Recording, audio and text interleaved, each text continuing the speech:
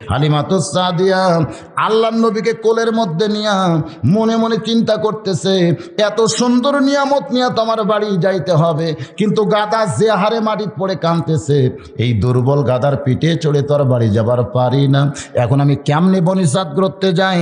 এমন সময় কে যেন বলতেছে, হালিমা তোমার দুর্বল গাদাকে যদি সবল করতে চাও, ওই ছোট্ট মানুষের বাম পাখানা গাধার মাথায় লাগায়া দাও। হালিমাতুস সাদিয়া বলে, রে রাসূলের উম্মত উম্মাতিনীরা, ওই ছোট্ট নবীর বাম পাখানা যখন আমার গাধার মাথায় লাগিয়ে দিলাম, দেখি আমার দুর্বল গাধা সুস্থ সবল হয়ে দাঁড়িয়ে যায়। আমি যখন গাধার পিঠে চড়ে আঁচল দিয়া নবীরে ঢাকতেছি, কারণ সূর্যের তাপ যদি এই ছোট্ট মানুষে লাগে তাহলে বড় কষ্ট পাই। হালিমাতুস সাদিয়া বলে, ওই সূর্যের তাপকে আড়াল করার জন্যে আমি যখন ছোট্ট নবীকে আঁচল দিয়া ঢাকতে চাই, এমন সময় দেখি এক খণ্ড মেঘ আমার মাথার উপর ভাসতেছে। আমি হালিমা আশ্চর্য হয়ে বললাম, মেঘরে কোত্থেকে তুই আমার মাথার উপর চলে আইলি? হালিমাতুস সাদিয়া বলে, হঠাৎ দেখি এত সুন্দর বাতাস আমার গায়ে কে যেন বহাইতেছি। আমি চিৎকার দিয়ে বললাম, বাতাস রে, কোত্থেকে তুই আমার গায়ে বইতেছিস? এমন সময় কে যেন বলে, হালিমা ওই ছোট্ট মানুষকে কোলে নেওয়ার কারণে আসমানের মেঘ তোমার মাথার উপর ভাসতেছে, ওই ছোট্ট মানুষকে কোলে নেওয়ার কারণে জান্নাতের দরজা খুলে ওই জান্নাতের বাতাস তোমার গায়ে আল্লাহ বহাইতেছে। বলে, রে নবীর উম্মত উম্মাতিরা শোনো, ওই ছোট্ট নবীকে কোলে নেওয়ার কারণে আল্লাহ যদি জান্নাতের দরজা খুলে আমার দেহে বাতাস বহায়া দেয়, ওই ছোট্ট নবীকে মহব্বত করার কারণে আসমানের মেঘ যদি আমার মাথার উপর ভাসতে থাকে, ওই নবীকে তোমাদের আদর্শ হিসাবে যদি কবুল করে নাও, দুনিয়াতেও শান্তি, আখিরাতেও তোমরা জান্নাতি হবে। এটা ইবনে ইসহাকে সিরাতে রাসূল থেকে আমি শুনাইলাম। কিন্তু আল্লাহ কি বলেছেন কোরআনে?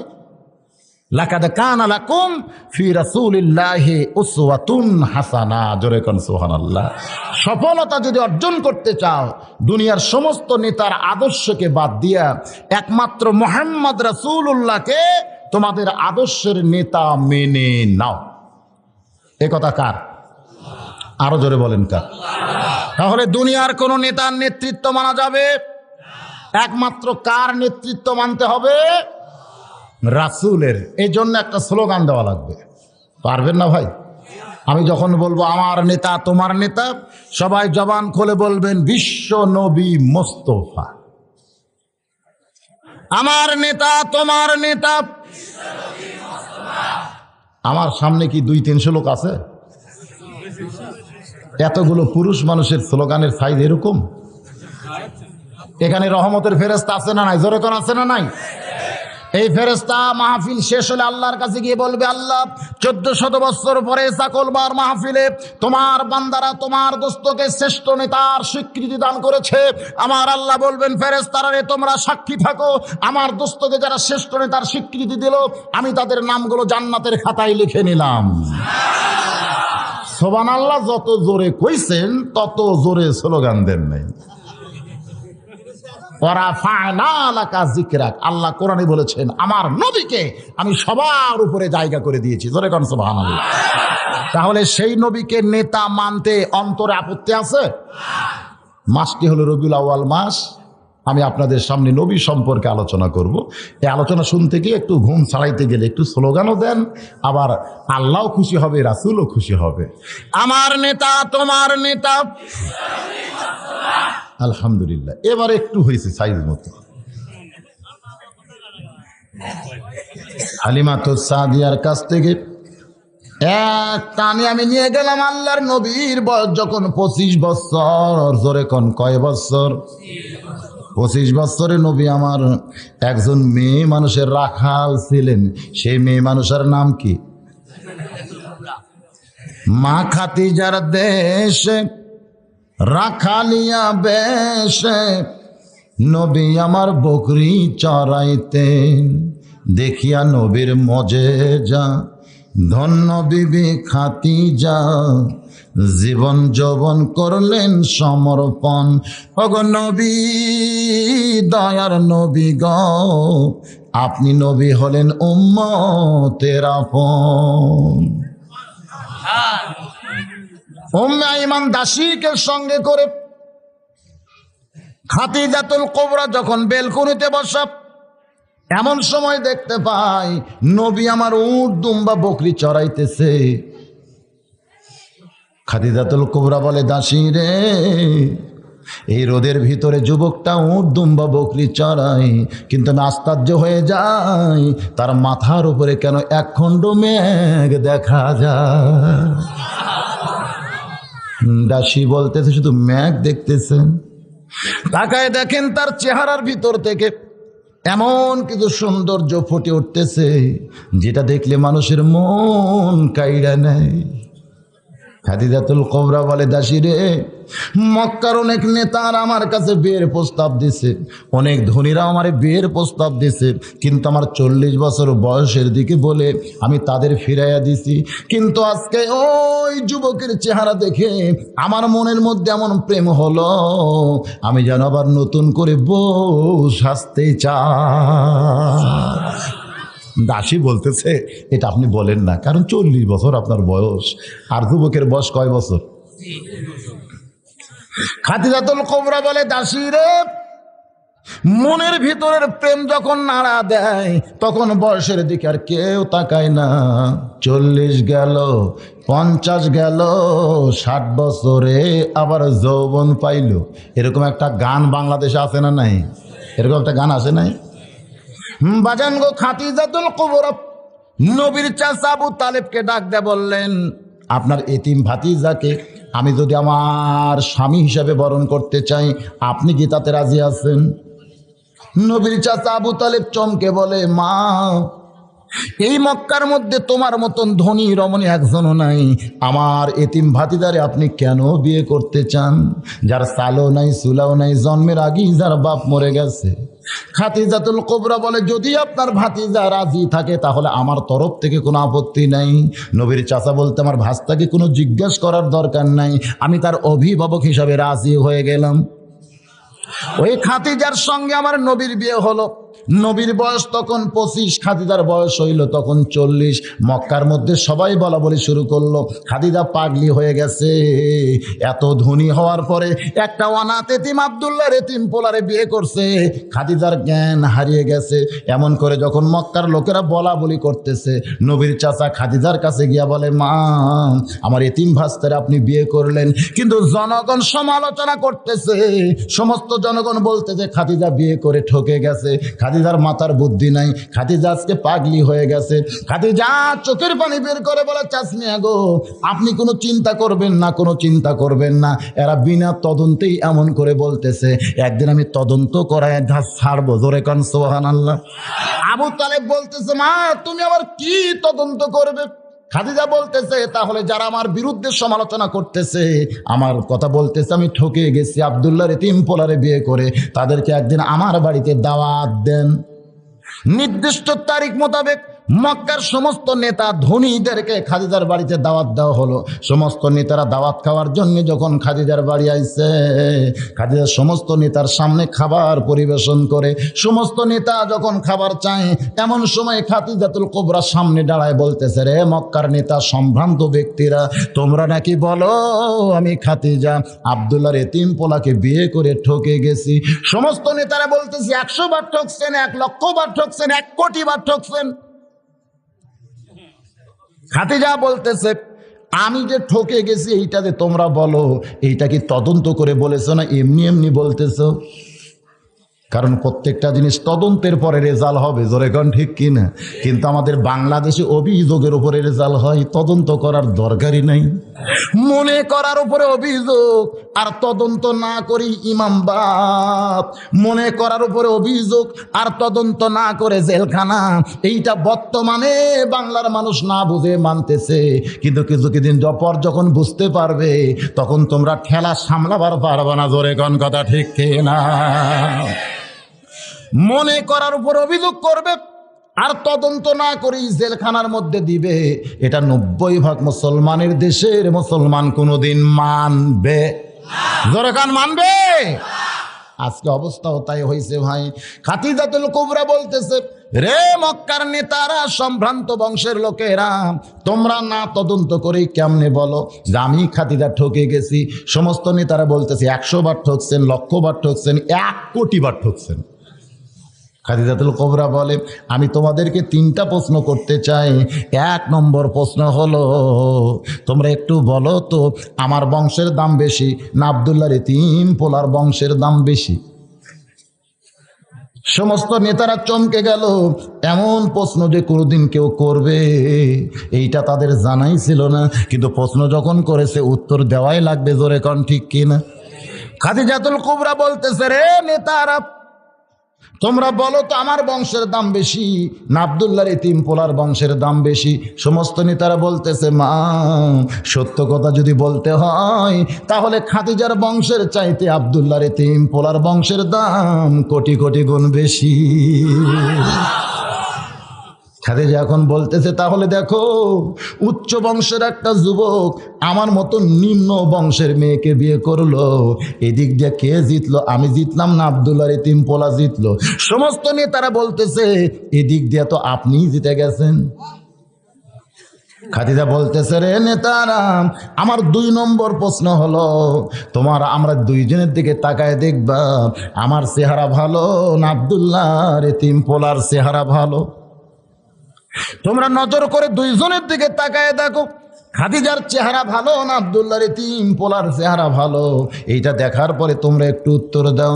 সমস্ত নেতারা খাদিজার চেহারার দিকে তাকাইছে, কিছুক্ষণ পরে চেহারা মাটির দিকে ফিরাইছে, কিন্তু আল্লাহর নবীর দিকে যখন তাকাইছে এই নজর আর ফিরাবার পারতেছে না। খাদিজা বলতেছে, রে নেতারা, তোমরা বলো কার চেহারা ভালো, খাদিজার চেহারা ভালো না আব্দুল্লাহর এতিম পোলার চেহারা ভালো? সমস্ত নেতারা বোবা হয়ে গেছে। জোরে কোন কি হয়ে গেছে? মুখের ভাষা হেরে গেছে। কারণ আল্লাহর নবী দেখতে কেমন ছিল ভাই? একবার মেয়েরা মায়েশার কাছে এসে বলতেছে, ও গো মা, আমরা তো কোনোদিন নবীরে দেখতে পাই নাই। কারণ নবী দেখা মেয়েদের জন্য জায়েজ ছিল না, মেয়েদের জন্য কিন্তু নবী দেখাও জায়েজ ছিল না। বাজান রে, কোনো সাহাবী নবী দেখছে কিন্তু বউ দেখতে পারে নাই। একবার নবী আমার মসজিদ নববীর মধ্যে বসা, এমন সময় এক সাহাবী এসে আল্লাহর নবীর চেহারার দিকে তাকায় চোখ দিয়ে পানি বের করতেছে আর মুখটা মুচকি মুচকি হাসতেছে। নবী বললেন, সাহাবী রে, তোমার চোখের মধ্যে পানি, মুখের মধ্যে হাসি কেন জানতে চাই? সাহাবী বলে, ইয়া রাসূলুল্লাহ, আমার হাসার কারণ হলো আমার পেটে যখন ক্ষুধা তৃষ্ণা লাগে আমি দৌড়ে এসে আপনার পবিত্র চেহারা এক নজর দেখলি আল্লাহ ক্ষুধা তৃষ্ণা যেন আমার দূর করে দেয়। আল্লাহর নবী বললেন, তাহলে আনন্দ করবে, কিন্তু কেন কাঁদতেছ জানতে চায়? বলে, কান্দার কারণ হলো আমার বউটাও 2 দিন হলে না খেয়ে আছে, ও বায়না ধরেছে ও একটু আপনার দেখতে চায়। আপনি যদি অনুমতি দেন তাহলে আমার ক্ষুধার্ত বউকে নিয়ে এসে আপনার পবিত্র চেহারা দেখাবার চাই। আল্লাহ নবী বললেন, সাহাবী রে, তুমি আমার দেখা যেমন জায়েজ, তোমার বউটা আমার দেখা সরাসরি তেমন না জায়েজ। তাহলে নবীর বউ সাহাবীদেরও কিন্তু দেখা চলবে না। এটা হাদিস শরীফের মধ্যে আছে। আল্লাহর নবী বসে আছেন, এমন সময় এক অন্ধ সাহাবী, নাম হলো উম্মে মাকতুম। জোরে বলেন, নাম কি? উম্মে মাকতুম নবীর সঙ্গে গল্প করতেছে। এমন সময় নবীর ডান ধারে আয়েশা, বাম ধারে হাফসা বসে আছে। নবী ইশপিশ পড়তেছে, কিন্তু বইয়েরা কিছুই বুঝতে পারলেন না। কিছুক্ষণ পরে উম্মে মাকতুম যখন চলে যায়, আল্লাহর নবী বলেন, আয়েশা, হাফসা, এই সাহাবী যখন আমার কাছে আসলো এরপরে তোমরা কেন বসে থাকলে জানতে চাই। আয়েশা বলতেছে, ইয়া রাসূলুল্লাহ, ওইটা যে অন্ধ সাহাবী তা বুঝি আমরা জানি না। আল্লাহর নবী বললেন, আয়েশা, আমার সাহাবী অন্ধ হতে পারে কিন্তু তোমরা তো অন্ধ না। এখন চিন্তা করেন, নবীর বিবি হইয়া সাহাবী পুরুষকে দেখা জায়েজ না, সাহাবীর বিবি হইয়া নবীরে দেখা জায়েজ না। কিন্তু আমাদের বর্তমানে বাংলাদেশে কিছু বাবা আছে, জোরে কোন কি আছে? এই বাবার দরবারে যারা যায় ওরা ঘুরে এসে বউকে বলতেছে, বরকত যদি নিবার চাও বাবার গায়ে তেল দাও। এই পীর ধরার নামে আজকে অনেক মানুষ আল্লাহ রাসূলকে ছাইড়া দিছে। জোরে গান ঠিক কিনা ভাই? ধরতে হবে কাকে? আমার আল্লাহকে। রাসূলের মাধ্যমে কিন্তু আল্লাহরে ধরতে হবে। এরও একটা মাধ্যম আছে, খুব খেয়াল করে শোনেন। বাইহাকি শরীফের হাদিস, আল্লাহর একজন মস্ত বড় পয়গম্বর, নাম হলো মুসা কালিমুল্লাহ। জোরে কোন নাম কি? ওই মুসা কালিমুল্লাহ একদিন তুর পর্বতে যাচ্ছিলেন। যাওয়ার সময় দেখে শয়তান রাস্তার বাম পাশে বসে কাঁদতেছে। কে কাঁদতেছে? শয়তান রাস্তার বাম পাশে বসে কাঁদতেছে। আল্লাহ নবী মুসা চমকে গিয়া বলে, শয়তান রে, এমন করে তুমি কেন কাঁদতেছো জানতে চাই। শয়তান বলতেছে, নবীজি, আমি একটু তওবা করে ভালো হব, আমি একটু তওবা করে ভালো হব, আর খারাপ আমি করতে চাই না, আমি এখন তওবা করে ভালো হবার চাই। মুসা নবী চমকে গিয়া বলে, শয়তান রে, তুই যদি তওবা করে ভালো হোস তাহলে তো আর কোনো জ্ঞান জাম থাকবে না। শয়তান বলতেছে, আমি সরাসরি আল্লাহর কাছে যাবার পারতেছি না, এই জন্য তো রাস্তায় আপনারে ধরছি। আপনি যখন তুর পর্বতে আল্লাহর সঙ্গে গল্প করতে যাচ্ছেন, আমার কথা একটু আপনি আল্লাহকে বলবেন।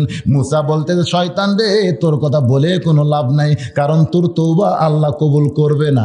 তারপরেও তুই যখন আমারে ধরলি, অবশ্যই আমি তোর কথা আল্লাহকে বলবো। এই বলে মুসা নবী তুর পর্বতে গিয়া আল্লাহর সঙ্গে গল্প করতে করতে করতে করতে আল্লাহর প্রেমের সাগরে যখন ডুব দেয়, জোরে কোন সুবহানাল্লাহ। আল্লাহর সঙ্গে গল্প যখন বান্দা করে, তখন বান্দাকে আর বান্দার হালতে থাকে নাকি? বান্দা তখন প্রেমের সাগরে ডুব দেয়। যদি আপনারা দেখতে চান তাহলে সকালবেলা এই মাদ্রাসার আঙ্গিনা এসে আপনারা দেখবেন ভাই, যখন কোনো বান্দা আল্লাহর কোরআন তেলাওয়াত করে, সে কিন্তু মূলত আমার আল্লাহর সঙ্গে গল্প ধরে। আমি আমার নিজের চোখে দেখছি। আমার এই কাহালো থানার অনেকগুলো হাফিজি মাদ্রাসার উপদেষ্টার মধ্যে আমার নাম রাখছে। মাঝে মধ্যে মহতামি হাফেজ সাহেব বলে, হুজুর আপনি যেখানেই যান ওয়াজ করেন না কেন, রাস্তার মধ্যে যদি কোনোদিন সময় থাকে তাহলে আমাদের মাদ্রাসা একটু পরিদর্শন করবেন। এরকম সকালবেলায় ওয়াজ করে যাওয়ার সময় একটা মাদ্রাসা আমার রাস্তার পাশে পড়ে গেল। আমি ড্রাইভারে বললাম, বাবা তুমি একটু ব্রেক করে থাকো, আমি একটু মাদ্রাসায় যাই। আমি যখন মাদ্রাসার ভিতরে গেলাম, গিয়ে দেখি প্রত্যেকটা বাচ্চারা কোরআন শরীফ সামনে নিয়ে ঝুঁকতেছে আর পড়তেছে, ঝুঁকতেছে আর পড়তেছে। আমি হাফেজ সাহেবকে বললাম, এখানে না আসলে তো এই দৃশ্য আমি দেখতে পাইতাম না। আমি একটুখানি দুই চোখ বন্ধ করে অন্তরের চোখ দিয়ে খেয়াল করে দেখি, ওই মাদ্রাসার তালবে ইলমগুলো কোনো মাদ্রাসার বারান্দায় পড়তেছে না, ওরা যেন জান্নাতের বারান্দায় কবিতর হয়ে বাকবাকুম করতেছে। হঠাৎ আমার নজর পড়ে যায়, এই 16-17 জনের মধ্যে একজন ছোট্ট বাচ্চা কোরআন পড়তেছে। ওর পড়ার সাইজ তার অন্যরকম। আমি হাফেজ সাহেবকে বললাম যে এই পুচকে কোরআন পড়তেছে, ওকে ঠিক মতো পড়বার জানে? হাফেজ সাহেব জিব্বায় কামড় দিয়ে বলে, হুজুর আপনি ওরে পুচকা কইতেছেন, ও যখন মাদ্রাসায় ভর্তি হয়েছিল তখন 4 বছর, বর্তমান 6 বছর চলতেছে। আমি বললাম 2 বছরের মধ্যে যে হারে ঝুঁকতেছে আর পড়তেছে। বলে, হুজুর শুধু ঝুঁকতেছে আর পড়তেছে না, এই 2 বছরের মধ্যে কায়দা শেষ করেছে, সিবারা শেষ করেছে, নজরানা শেষ করে 15 পারা হেফজ করে এখন 16 পারায় সবক চলতেছে। আমি আশ্চর্য হয়ে গেলাম। মাত্র 2 বছর বয়সেই 4 বছরে ভর্তি হয়েছে, এখন হয়েছে 6 বছর। আমি ছেলেটার পিছনে গিয়ে বসলাম, আস্তে করে বসে কোরআন শরীফ তেলাওয়াত শুনতেছি। বাজান গো, আল্লাহ আমার সাক্ষী, আমি ওর কোরআন পড়া শুনতে শুনতে একসময় আমি যেন বেয়াখিয়াল হইয়া যাই। আমার নজর করে দেখি ওই বাচ্চা যেন দুনিয়াতে নাই, ও যেন জান্নাতের বাগানি আল্লাহর কোরআন তেলাওয়াত করতেছে। সারা রাত জায়গা। আমি সকালবেলায় মাদ্রাসায় গেছি, এইটা মাদ্রাসার মহতামিমের সহ্য হয়নি যে হুজুর দিনের বেলা ঘুম পড়া বাদ দিয়া যদি পুচকার পিছনে বসে কোরআন পড়া শোনে, হুজুরের ঘুমের ক্ষতি হবে। এই জন্য হাতে একটা পানকি ছিল, এইটা নিয়ে যখন টেবিলের উপরে বাড়ি মারছে, আমি তাকায় দেখি একটা বাড়ি মারাও সারা, ব্রেক করাও সারা। আমি বললাম, হাফিজ সাহেব কি সর্বনাশ করলেন? আমি এমন একটা সাগরের মধ্যে ঢুকে গেছিলাম, এই সাগর থেকে আমার কেন টেনে বের করলেন? বলে, হুজুর আপনি সারা জায়গা ওয়াজ করেছেন, এখন এভাবেই কি আর বসে থাকলে হয়? আমি ছোট্ট বাচ্চাকে বললাম, বাবা তুমি যে হারে কোরআন পড়তেছ, তোমার বাপ কি জীবিত আছে? ছেলেটা বলতেছে, আমার আব্বু বাড়িতে আছে, আমার মাও বাড়িতে আছে, তুমি কয়দিন হলে মাদ্রাসায় আইছো? হাফেজ সাহেব বলতেছো হিসাবই ঠিক মতো করতে পারে না। যদি বলে 1 মাস তাহলে বুঝবেন 20 দিন হয়েছে, যদি বলে 20 দিন তাহলে বুঝবেন 1 মাস পার হয়ে গেছে। ও এখন পর্যন্ত সংখ্যার হিসাব জানে না, কিন্তু 15 পারা কোরআন হেফজ করছে। জোরে কোন সুবহানাল্লাহ। তবে আমি বলতে যে হুজুর 1 মাস 2 দিন হয়ে গেছে, এর মধ্যে 3 দিন ওর বাপ আইছে, ওর বাপ বলে চ তোর মা কাঁদতেছে, ও বলে আমি কোরআন পড়া ছাড়া যাব না।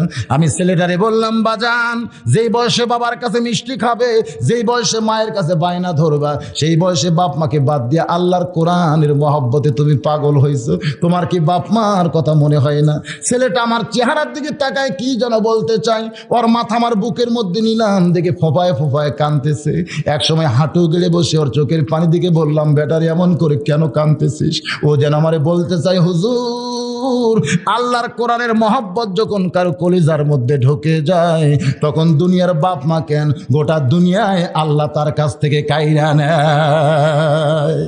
আল্লাহর পয়গম্বর মুসা নবী ওই তুর পর্বতে গিয়ে আল্লাহর সঙ্গে গল্প করতে করতে করতে করতে আল্লাহর মধ্যে যখন বিলীন হয়ে গেছে, এক সময় গল্প করা শেষ হইলে মুসা নবী যখন চলে আসতেছে, আল্লাহ ডাকতে বলে, মুসা রে তুমি কি আর কিছুই বলবা না?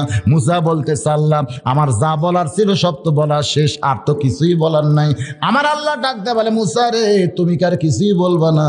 মুসা বলতে চাল্লাহ তুমি এত পেঁয়াজ করো কেন? আমার তো বলার কিছুই নাই। আল্লাহ বলে, মুসা রে তাহলে শয়তানের খবর আমারে কে দিবে?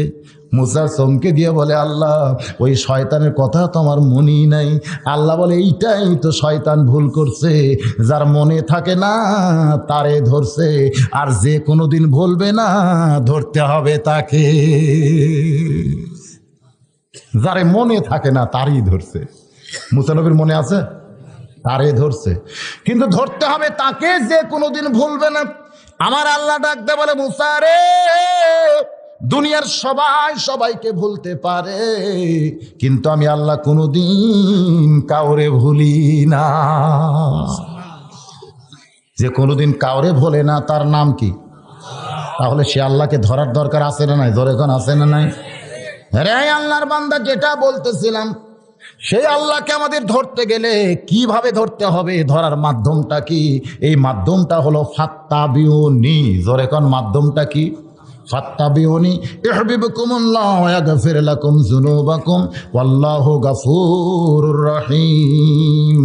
বাজানরে, যখন মেয়েরা বলতেছে ও মা আল্লাহর নবী সম্পর্কে আমরা জানতে চাই, মায়েশা চোখের পানি বের করে বলতেছে, নবী সম্পর্কে তোমরা কি জানবে? আমি গোটা জীবনে আল্লাহর নবীকে দেখেছি মাত্র 3 বার। সমস্ত মেয়েরা চমকে গিয়ে বলে, মা কয়েক বছর আপনি নবীর সঙ্গে সংসার করেছেন, কিন্তু মাত্র 3 বার নবীর আপনি কেমনে দেখলেন? আয়েশা কান্দের বলে, মেয়েরা রে নবীকে বহুদিন স্বামী হিসাবে আমার ঘরের মধ্যে পাইছি, কিন্তু গোটা জীবনে নবীরে মাত্র 3 বার আমি নবী হিসাবে দেখছি। জোরে কোন কয়বার? সমস্ত মেয়েরা চমকে যায়। তাহলে স্বামী আর নবী এই দুইটাকে ভিন্ন? অবশ্যই ভিন্ন ভাই। মানুষ নবী আর স্বামী এই দুইটা কিন্তু এক না। আমি কোরআন হাদিস দিয়ে বললেই আপনারা বুঝতে পারবেন। যখন নবী ফাতেমার বাড়িতে যাইতেন, তখন যাওয়ার আগে আল্লাহরে বলতেন, আল্লাহ এই মুহূর্তে কিন্তু আমি নবী নাই, আমি একটা সন্তান হয়ে আমার মায়ের কাছে যাবার চাই। করে করছো যাওয়ার আগেই আল্লাহর নবী বলতেন, আল্লাহ এই মুহূর্তে কিন্তু আমি নবী নাই, আমি সন্তান হয়ে আমার মায়ের কাছে যাবার চাই। আমার মা 6 বছর বয়সে মরছে, কিন্তু শ্যামিনার চাইতে অনেক দরদে আমার মা ফাতেমা আজকে জীবিত আছে।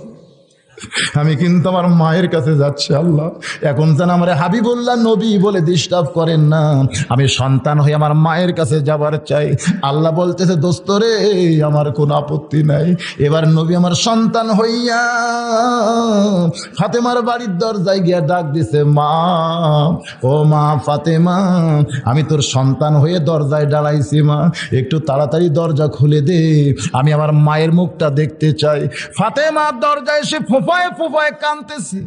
আল্লাহর নবী বলে, মা এমন করে তুই কেন কাঁদতেছিস? মা তুই কেন কাঁদতেছিস? ফাতেমা বলে, বাবা আমার দেহের মধ্যে এমন একটা কাপড় আছে, যে কাপড় অর্ধেক দেহ ঢাকছে, অর্ধেক এখনো বের হয়ে আছে।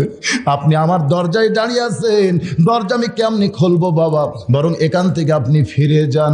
আল্লাহর নবী বলে, মা হইয়া সন্তানকে কোনোদিন ফিরায় না, একটু দরজা খুলে দে মা, আমি তোরে দেখতে চাই। ফাতেমা খালি কান্দার বলে, বাবা আপনি কি বুঝতে পারতেছেন না এই কাপড় পরে আমি কেমনি দরজা খুলে দিব? সঙ্গে সঙ্গে নবী আমার এক টানে মাথার পাগড়ি খুলেছে, জানলার কাছে ধরে বলতেছে, মা এই পাগড়িখানা নিয়ে পাগড়ি পরে তুই দরজা খুলে দে মা। আমার আল্লাহ ডাকতে বলে, হাবিব, যার জুতার পরশে আল্লাহর আরশ ধন্য হয়ে যায়, সেই পাগড়ি কি দুনিয়ার কোনো মানুষ পরতে পারে? নবী কান্দার বলে, আল্লাহ এখন আপনাকে আমাকে নবী হিসাবে দেখতেছেন? আমি নবী না আল্লাহ, আমি একজন সন্তান হয়ে আমার মায়ের দরজায় দাঁড়িয়ে আছি। আমার মায়ের পরনের জন্য আমার মাথার পাগড়ি খুলে দিয়েছি। ও মা, আমার মাথার পাগড়ি পরে তুই আমার জন্য দরজা খুলে দে মা। নবী কিন্তু আর নবী নাই, একটা সন্তান হয়ে যখন পাগড়ি জানলা দিয়ে দেয়, ওই পাগড়ি পরে ফাতেমা যখন দরজা খুলেছে, সঙ্গে সঙ্গে নবী আমার জুব্বাখানা উপর দিকে উঠাইছে। ফাতেমা তাকায় দেখে ক্ষুধার জ্বালায় নবী পেটে পাথর বেঁধেছে। ফাতেমা কান্দের বলে, বাবা আজকে 3 দিন হলে আপনার মায়ের বাড়িতে কোনো পাকশিক নাই, আপনি কেন সেই বাড়িতে ক্ষুধা নিয়ে আইলেন? আপনার মেয়ে উম্মে কুলসুমা কত ধনী, তার স্বামী হলো মক্কা মদিনার সবচাইতে ওসমান গনি, আপনি সেই মেয়ের বাদ দিয়া এই গরিব মেয়ের বাড়িতে কেন আসেন বাবা? নবী কান্দের বলে, কুলসুম আমার মেয়ে, এই জন্য আমি যাই না রে, কিন্তু ফাতেমা হলো আমার মা, এই জন্য আমি আইসি, দে তোর ডান হাতখানা দে। সঙ্গে সঙ্গে মা ফাতেমা যখন ডান হাতখানা দেয়, এমন সময় নবী আমার চুমা দিয়ে বলে, আল্লাহ আমার মায়ের হাতের মধ্যে এমন স্বাদ আগে জানতাম না। জোরে সরে বলেন সুবহানাল্লাহ। বাজানদের সবসময় নবী আমার থাকতেন না। নবী যখন রাস্তা দিয়ে যাইতেন, যাওয়ার সময় দেখে হাসান হোসেন দুইজনই কাঁদতেছে। হোসেন খাড়া হয়ে দাঁড়ায়, হাসান দাঁড়ায় দাঁড়ায় কান্দে, হোসেন গড়ায় গড়ায় কান্দে। এমন নবী কিন্তু নবী নাই, নানা হয়ে দুই ভাইয়ের সঙ্গে খেলা করেছে, যা ইতিহাসের মধ্যে পাওয়া যায়। আল্লাহ ডাকতে বলে, হাবিবুল্লাহ কি হচ্ছে? নবী বলতেছে, আল্লাহ এ সময় আমার নবী হিসাবে দেখবেন না, আপনি দেখেন 2টা নাতি আর একটা নানা। জোরে কান সুবহানাল্লাহ। এখন আমি নানা হিসাবে আমার নাতির সঙ্গে খেলতে চাই, আপনি কি কিছুই বোঝেন না? আল্লাহ জোরে কান সুবহানাল্লাহ। এই জন্য আয়েশা বলে, রে মহিলারা, আমার নবীকে গোটা জীবনে আমি মাত্র 3 বার দেখেছি, আর যতবার দেখেছি আমার স্বামী হিসাবে দেখেছি। আমার স্বামীর সঙ্গে আমি রাগারাগি করছি, কিন্তু নবী হিসাবে যেদিন প্রথম দেখলাম সেদিন ছিল গভীর রাত। আল্লাহর নবী আমার বুকের মধ্যে মাথা দিয়ে ঘুমাইতেছে। এক সময় নবীর চেহারার দিকে তাকায়া আমার বড় মায়া হইল।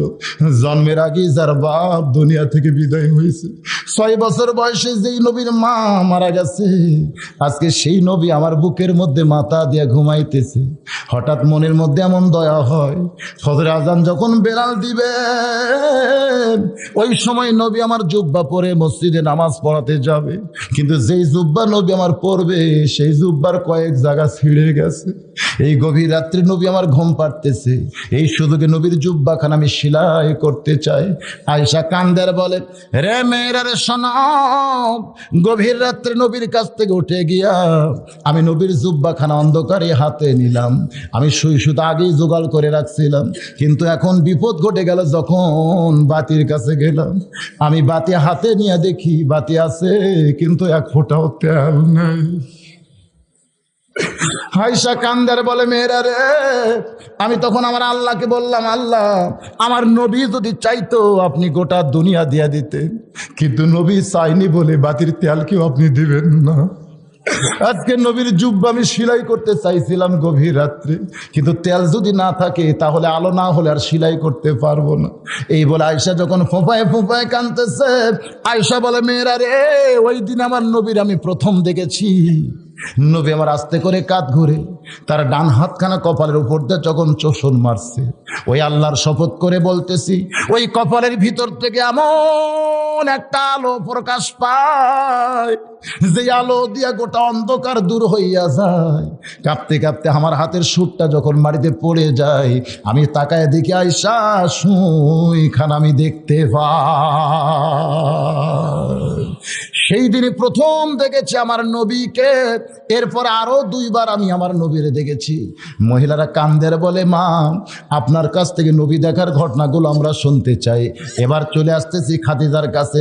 খাদিজা বলতেছে, রে নেতারা, তোমরা বলো তো আমার চেহারা ভালো না আব্দুল্লাহ ইতিম পোলার চেহারা ভালো? সমস্ত নেতারা নবীর দিকে তাকায় আছে, কিন্তু চেহারা ফেরাবার পারতেছে না। খাদিজা বলতেছে, নেতারা তোমরা কি বোবা হয়ে গেলা? আমার 2 নম্বর প্রশ্নের উত্তর তোমাদের দিতে হবে। তোমরাই বলো আমার চেহারা ভালো না আব্দুল্লাহ ইতিম পোলার চেহারা ভালো? সমস্ত নেতারা চমকে উঠে বলতেছে, খাদিজা সত্য কথা যদি বলতে হয় তাহলে শুধু খাদিজা না, এমন চেহারার মানুষ পৃথিবীতে কোনোদিন আর আসবে না। কাফের নেতারাও পর্যন্ত বলেছে সত্য যদি বলতে হয় শুধু খাদিজা না, এমন সুন্দর মানুষ পৃথিবীতে কোনোদিন আর আসবে না। খাদিজা বলতেছে, তাহলে এখন বলো তো আমার মতন কম সুন্দরী একটা মেয়ে সুন্দর একটা যুবককে স্বামী হিসাবে পাইছে, এদিক দিয়ে আব্দুল্লাহ ইতিম পোলা জিতেছে না আমি জিতেছি? সমস্ত নেতারা বলতেছে এদিক দিয়েই তো খাদিজাই জিতে গেছে। খাদিজা বলতেছে, রে নেতারা তোমাদের কাছে আমার 3 নম্বর প্রশ্ন হলো, আমার বয়স বেশি না আব্দুল্লাহ ইতিম পোলার বয়স বেশি? সমস্ত নেতারা বলতেছে আপনার বয়স হলো 40 বছর আর আব্দুল্লাহ ইতিম পোলার বয়স হলো 25 বছর। তাহলে এখন তোমরাই বলো আমার মতন 40 বছরের একটা বিধবা নারী 25 বছরের একটা তরতাজা যুবককে স্বামী হিসাবে পাইছি, এদিক দিয়ে আমি ঠকেছি না আব্দুল্লাহ ইতিম পোলা ঠকেছে? সমস্ত নেতারা বলতেছে এই দিক দিয়ে তো খাদিজাও জিতে গেছে। খাদিজা বলতেছে যদি বংশের দিক দিয়ে আমি জিতি, চেহারার দিক দিয়ে আমি ভালো স্বামী পাইয়া জিতি, আর বয়সের দিক দিয়ে যুবক একটা স্বামী পাই যদি আমি দিতে যাই, তাহলে তোমরা কেন বাহিরে বলা বলি করো খাদিজা বিয়ে করে ঠকে গেছে, খাদিজা বিয়ে করে ঠকে গেছে? তোমরা তদন্ত না করে এই মিথ্যা কথাটা কেমনে বলো? সমস্ত নেতারা বলতে যে খাদিজা আমরা যেইটা প্রথমে খেয়াল করেছি সেইটা হলো খাদিজা মক্কার মধ্যে সবচাইতে ধনবতী রমণী, একটা অনাথ এতিমরে বিয়ে করেছেন, এই গরিবরে বিয়ে করার জন্যই খাদিজা ঠকে গেছে। খাদিজা বলতেছে এইটা যদি তোমাদের সকার একটা মানতন্ত্র হয়, এইটা যদি তোমাদের দাড়ি পাল্লা হয়, তাহলে তোমরা শুনে নাও খাদিজার যত সম্পদ আছে ওই আল্লাহকে সাক্ষী করে আজকে সমস্ত সম্পদ আব্দুল্লাহ ইতিম পোলার পায়ে দিয়া দিলাম। জোরে সরে বলি সুবহানাল্লাহ। বাজান গো 25 বছর থেকে এক টানে নিয়ে গেলাম নবীর 37 বছর। খুব খেয়াল করে শুনবেন, কারণ কুল ইন কুনতুম তুহিব্বুনাল্লাহ ফাত্তাবিউনি, এইটা যদি আমরা বুঝতে চাই আমার নবীকে জানতে হবে। জোরে কোন ঠিক কিনা ভাই? নবীর বয়স যখন 37 বছর, ওই সময় নবী কিন্তু খাদিজাতুল কুবরার কাছে আর বেশি সময় দিতেন না। ওই সময় নবী একটা নির্জন জায়গা বেছে নিয়েছিলেন, সেই জায়গার নাম হলো হীরা গুহা। জোরে কোন কি গুহা? ওই হীরা গুহার মধ্যে নবী আমার 3টা বছর কাটাইলেন একাধারে। ওই 3 বছরের শেষ বছর 40-এ নবী যখন পা দিলেন, এমন সময় আমার আল্লাহ ডাক দিয়ে বললেন জিব্রাইল যা রে জিব্রাইল যা, এই লহে মাহফুজ থেকে আল্লাহর কোরআনের কয়েকটা আয়াত নিয়ে আমার দোস্তের কাছে যা। ফেরেশতা জিব্রাইল আল্লাহর কোরআনের কয়েকটা আয়াত নিয়ে আইলাম হীরা গুহায়। খুব খেয়াল করে শুনতে হবে, ফেরেশতা জিব্রাইল আল্লাহর কোরআনের কয়েকটা আয়াত নিয়ে আসলেন হীরা গুহায়। একটু দূরে থেকে ফেরেশতা জিব্রাইল ওই গুহার ভিতরে তাকায় দেখতেছে। শুধু 2 চোখ দিয়ে জিব্রাইল দেখতেছে না, অন্তরের চক্ষু দিয়ে জিব্রাইল দেখতে পায় আইলাম আল্লাহর কাছ থেকে নবীর কাছে হীরা গুহায়। কিন্তু এখানে আসার পরে আল্লাহ আর নবীরে দেখা যায় এক জায়গায়। জোরে সরে বলেন সুবহানাল্লাহ। জিব্রাইল যখন আল্লাহর নবীকে দেখেছে আল্লাহর সঙ্গে এক জায়গায়, ওই সময় কিন্তু নবী এমন একটা সাগরের মধ্যে ডুব মারছিলেন যে সাগরটা প্রত্যেকটা আল্লাহর বান্দার বাম স্তনের 2 আঙ্গুল নিচে বিরাজ করতেছে। ডুব দিলে ডুবারও হবে, মণিমুক্তা খুঁজে পাবে, পুরা হইবে মনস্কাম, বাম স্তনের 2 আঙ্গুল নিচে তোমার কলব সাগরের মোকাম। সুবহানাল্লাহ বলেন। এই হীরা গুহার মধ্যে আল্লাহর নবী কলবের সাগরের মধ্যে ডুব দিয়েছেন। বাজানগো যেইটা আল্লাহর ওলির পথে পাওয়া যায়, অনেকে বলে এগুলো আল্লাহর ওলিরা পায় কোথায়? ফেরেশতা জিব্রাইল আল্লাহর নবীকে সালাম দিয়া ডাক দিয়া বললেন ইকরা। খুব খেয়াল করবেন, সর্বপ্রথম যে শব্দটা দুনিয়াতে কোরআনের জন্য নাজিল হয়েছে সেই শব্দের নাম কি? আরো জোরে কান কি? ইকরা। ইকরা মানে কি? আপনারা আমার সামনে যারা বসে আছেন আরবি বুঝতেছেন না, আমি বাংলাটা বলি। একরা মানে পড়ো। একরা মানে কি? পড়ো। নবী কিন্তু পড়লেন না, কারণ যখন বলতেছে পড়ো, কি পড়বো?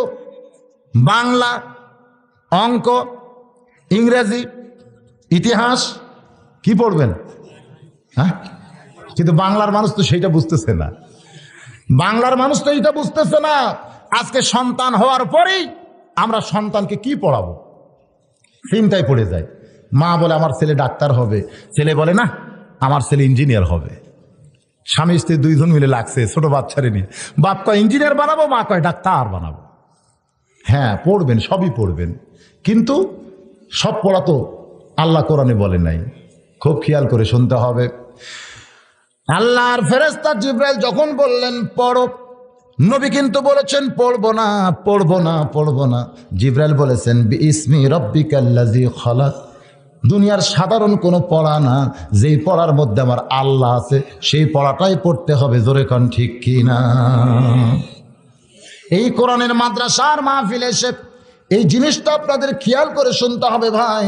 আমি কিন্তু বাংলা, ইংরেজি, অঙ্ক এগুলো পড়তে নিষেধ করি নাই, কিন্তু ফরজ হলো আল্লাহর কোরআন শরীফ পড়া, অন্যগুলো হলো নফল পড়া। জোরে কোন কি পড়া? ফরজ তরক করা আর নফল তরক করা।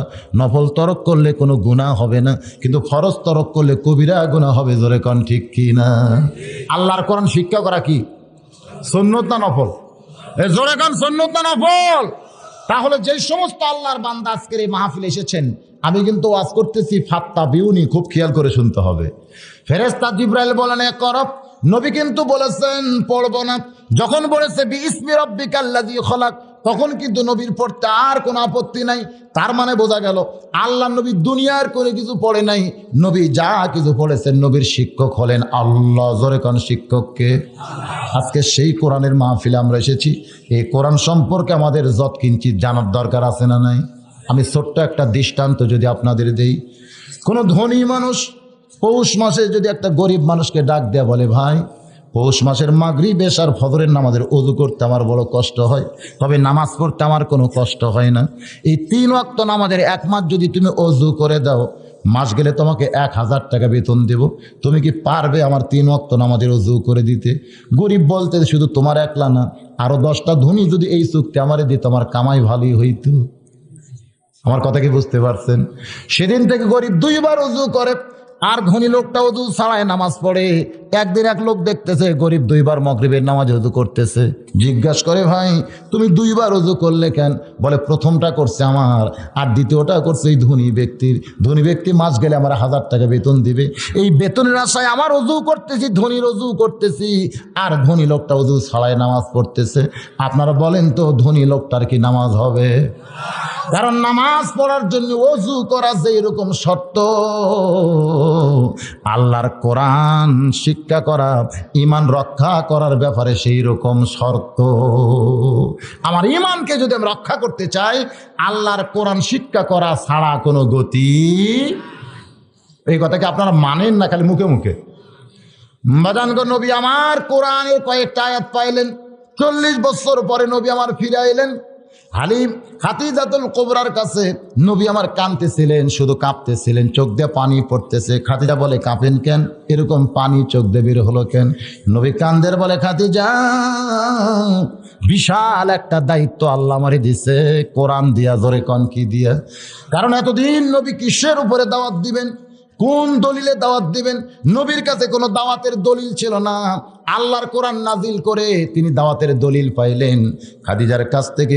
বাজানগো, নবী আমার দাওয়াতের কাজে বের হইলেন। খুব খেয়াল করে শোনেন, নবী যখন দাওয়াতের কাজে বের হবেন, পিছন দিক থেকে খাদিজাতুল কুবরা বলতেছে নবী গো আপনি চিন্তা করবেন না, আপনি চিন্তা করবেন না। নবী বলেন খাদিজারে আমার মাথায় বহু চিন্তা।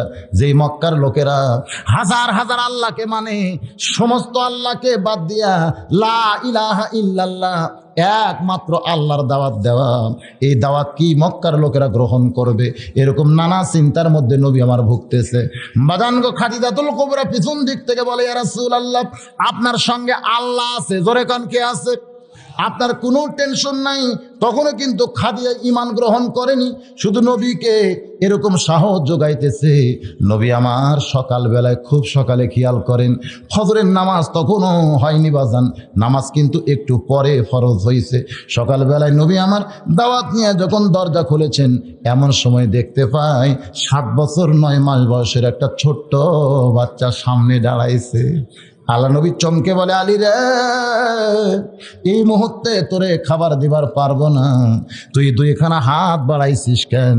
আমার পকেটে কোনো খাওয়া নাই। আলী কান্দের বলে, নবীজি আপনার কাছে বুঝি আমি সবসময় খাবার চাই?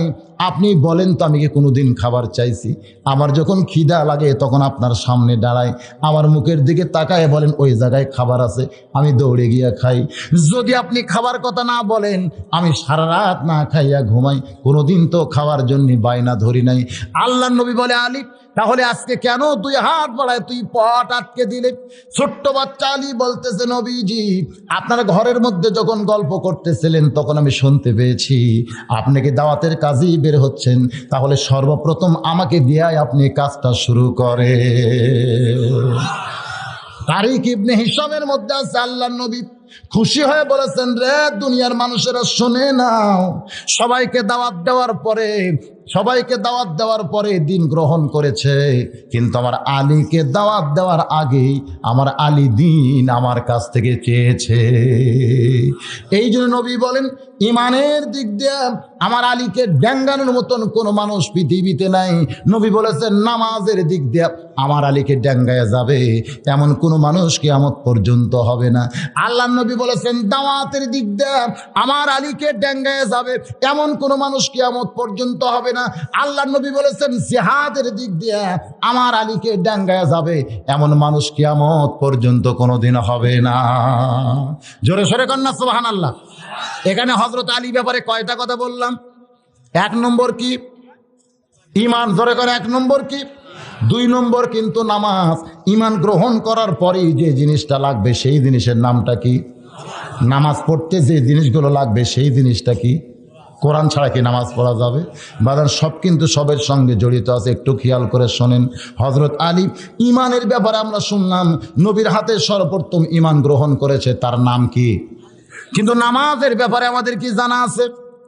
নামাজের ব্যাপারে জানেন হযরত আলীর ব্যাপারে? নামাজি তিনি কেমন ছিলেন? আল্লাহর নবী যেদিন প্রথম বললেন আশারে মুবাশশারা, এই দুনিয়াতেই 10 জন জান্নাতের সুসংবাদ পাইছে, সাহাবীরা বললেন, হুজুর আপনি যদি বলতেন তাহলে আমরা শুনতাম।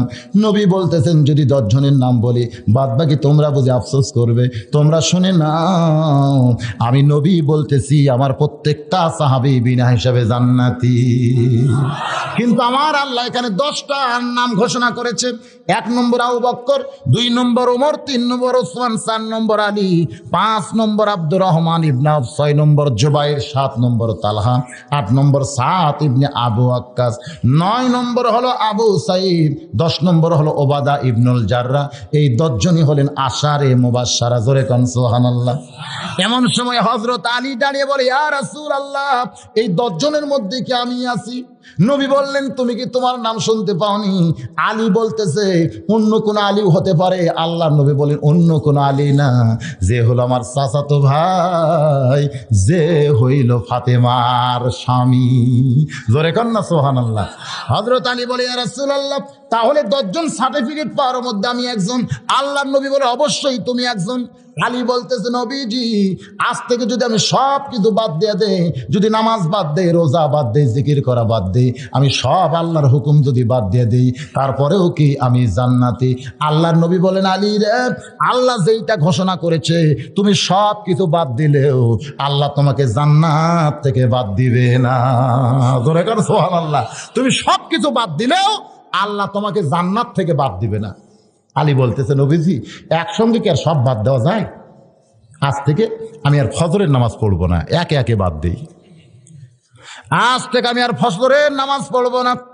হযরত আলী এশার নামাজের পরে নবীর সামনে হাঁটু গেড়ে বসে বলতেছে, নবীজি আর ফজরের নামাজে কিন্তু আমি আসবো না। নবী মুস্কি হাসি দিয়ে বললেন, ঠিক আছে, না আসলেও তুমি জান্নাতি। জোরে কান সুবহানাল্লাহ।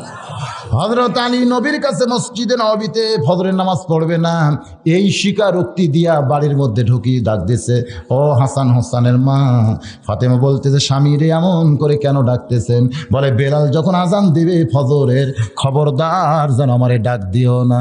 ফাতেমা খালি মুস্কি মুস্কি হাসতেছে। সুবহানাল্লাহ। হযরত আলী বলে, হাসো কেন? আমি যেইটা বলতেছি তুমি কি বিশ্বাস করতেছো না? আজ থেকে কিন্তু আমি আর ফজরের নামাজ পড়বো না। ফাতেমা বলতেছে, ঠিক আছে, পড়বেন না, তাতে আবার কি? বলে, আমার যেন ভুল করে ডাক দিও না, কারণ হযরত বেলাল যদি আজান দেয় আর তুমি যদি আমারে ডাক দাও, আমার ঘুমের ক্ষতি হবে। ফাতেমা খালি মুস্কি মুস্কি হাসতেছে আর মনে মনে ভাবতেছে, আজ পর্যন্ত কোনো দিন আপনারে ডাক দেওয়া লাগলো না, আজকে আবার ডাকের প্রশ্ন কেন উঠতেছে? বাজান রে, হযরত আলী বাড়িতে এসে যখন ঘুমিয়ে যায়, মা ফাতেমা উরাতের উপরে হযরত আলীর মাথাখানা নিয়ে চুলের মধ্যে বিলকি কাটতেছে। আলী চোখের পানি বের করে বলে, ফাতেমা, তুমি কি জানো না তুমি জান্নাতি নারীদের নেত্রী হবে? তারপরেও ঘুম জায়গা, স্বামীর এমন খেদমত কেন করো জানতে চাই। ফাতেমা মুস্কি মুস্কি হাসে বলে, স্বামী গো, আপনি যদি শুধু হাসান হোসেনের বাপ হইতেন তাহলে আমি কিছুই মনে করতাম না, কিন্তু বাবা যেদিন বলেছে, ফাতেমা আমার আলীর সঙ্গে কোনোদিন বেয়াদবি করবি না। ফাতেমা কান্দের বলে, বাবা এ কথা কেন বলতেছেন জানতে চাই। নবী বলেন, ফাতেমা রে, কার দিয়া বল, আল্লাহু আকবার। ও দরদি আল্লাহ, আপনার বান্দা সমূহের মধ্যে সবচাইতে পছন্দনীয় যুবক বান্দা আমার ফাতেমার জন্য কবুল করেছেন কে গো আল্লাহ জানতে চাই। বলে, সেইটা হলো আপনার আলী, সেইটা হলো আমার আলী। বাজান রে, নবী আমার কান্দের বলে, ফাতেমা, যে আলীকে আমার আল্লাহ পছন্দ করেছে তোর জন্য মা, ওই আলীর সঙ্গে যেন তুই কোনোদিন বেয়াদবি করিস না। সেদিন থেকেই ফাতেমা জানে আমার স্বামীর দাম কত। জোরে কোন সুবহানাল্লাহ।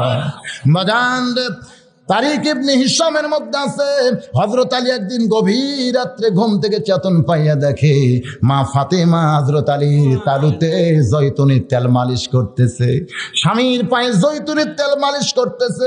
হযরত আলী ঘুম থেকে চেতন পায়ে চমকে ওঠে, ফাতেমার হাত একটা নিয়ে একটা চুমা দিয়ে বলে, ফাতেমা, যেই মানুষটা জান্নাতি নারীদের নেত্রী হবে আর সেই মানুষ ফাতেমা ঘুম বাদ দিয়ে স্বামীর পায়ে কেন তেল মাখতেছে?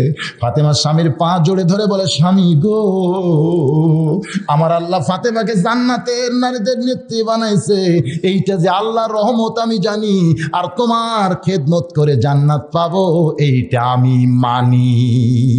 জোরে কন্যা সুবহানাল্লাহ। আল্লাহ খাতুনে জান্নাত, জান্নাতের নারীদের নেত্রী বানাইছে, এটা আল্লাহর রহমত, এইটা আমি জানি, আর তোমার খেদমত করে আমি জান্নাত পাবো এইটা আমি মানি। জোরে কোন সুবহানাল্লাহ।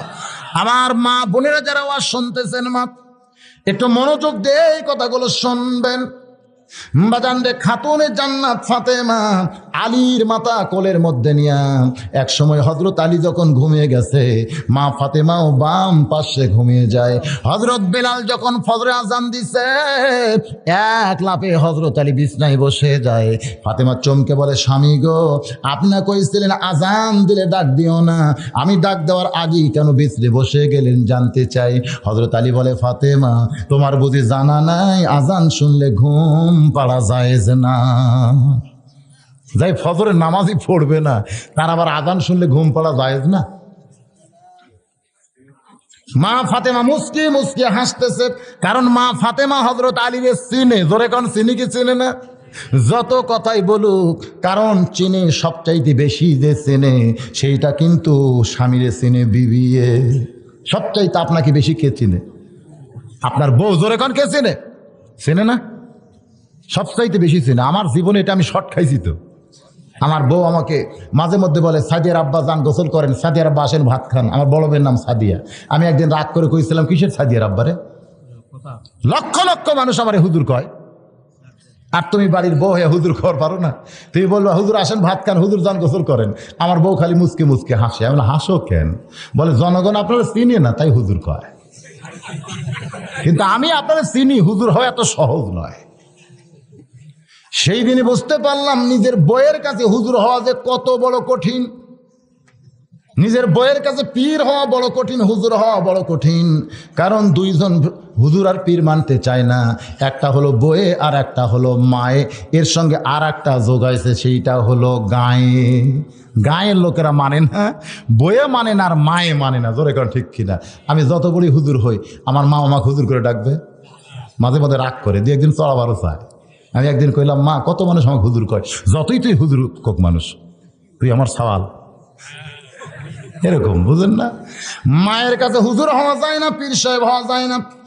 বাজানগো যেটা বলতেছিলাম, খাতুনে জান্নাত ফাতেমা মুস্কি মুস্কি হাসতেছে।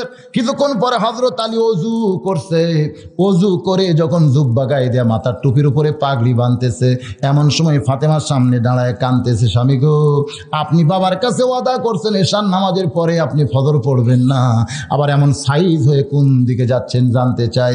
হযরত আলী বলে, ফাতেমা, এতদিন মসজিদের মধ্যে ঢুকে নামাজ পড়েছি নবীর পিছনে, আজকে মসজিদের বাহির থেকে নামাজের দৃশ্য একটু প্রাণ ভরে দেখতে চাই। যেই নামাজই পড়বে না সে আবার নামাজের দৃশ্য কেন প্রাণ ভরে দেখবে? বাজানরে, হযরত আলী মসজিদের বারান্দায় 2 রাকাত সুন্নত নামাজ শেষ করলে এক সাহাবী কোনার গোতা দিয়ে বলতেছে, আলী ভাই, আপনি তো ফজরের নামাজ পড়বেন না, তাহলে কি পড়লেন জানতে চাই। আলী বলতেছে, আমি না হয় ফজর পড়বো না, তাই বলে কি সুন্নত পড়তে পারবো না? কিছুক্ষণ পরে হযরত বেলাল যখন কাদকামাতিস সালাহ কামত দেয়, হযরত আলী আবু বকর আর ওমরের মাঝখানে ঠেলা দিয়া মাঝখানে দাঁড়ায় আল্লাহু আকবার নিয়ত বানছে। ফজরের নামাজের সালাম ফিরে আল্লাহ নবী যখন সাহাবীর দিকে মুখ ঘুরাইছে, আলীরে দেখার পরে নবী আমার মুচকি মুচকি হাসতেছে। নবী বললেন, আলী, তুমি না কইছো ফজরের নামাজ পড়বো না, আবার সামনে কাতারে তোমারে কেন দেখতে পাই? হযরত আলী দাঁড়িয়ে ছোট বাচ্চার মতন শুধু কান্দে, শুধুই কান্দে। আল্লাহর নবী বলেন, আলী রে, এমন করে কেন কাঁদতেছো বাবা, জানতে চাই। হযরত আলী কান্দের বলে, নবীজি, বহু চেষ্টা করেছি আমি নামাজ পড়বো না, বহু চেষ্টা করেছি আমি নামাজ পড়বো না, কিন্তু আমি নামাজ ছাড়তে চাইলে কি হবে? নামাজি আলীরে ছাড়ে না। এই জন্য আল্লাহ নবী বলেছেন, নামাজের দিক দিয়ে আমার আলীকে ডেঙ্গায় যাবে এমন কোন নামাজি পৃথিবীতে হবে না। বাজান গো, আর একটা আলীর গুণ ছিল দাওয়াতের গুণ। জোরে কোন কিসের গুণ? আল্লাহ নবী এও বলেছেন যে আবু জেহেলকে আমি 400 বার দাওয়াত দিয়েছি। আল্লাহ নবী আবু জেহেলকে কতবার দাওয়াত দিয়েছে? কিন্তু আমার আলী যদি 4 বার আবু জেহেলের কাছে যাইতো, আবু জেহেল ঈমান গ্রহণ করত। সাহাবীরা বলেন, হুজুর, তাহলে আপনি না যায় আলীরে পাঠাইলেই তো আপনি পারতেন। নবী বলতেন, সাহাবীরা রে, আমার আলীর কাছে দাওয়াতের ইলম যেমন আছে, কিন্তু আলীর কাছে আবার। আসসালামু আলাইকুম ওয়া রাহমাতুল্লাহি ওয়া বারাকাতুহু। আলহামদুলিল্লাহ আলহামদুলিল্লাহ নাহমাদুহু ওয়া নাস্তাঈনুহু ওয়া নাস্তাগফিরুহু ওয়া নু'মিনু বিহি ওয়া নাতাওয়াক্কালু আলাইহি ওয়া নাউযু বিল্লাহি মিন শুরুরি আনফুসিনা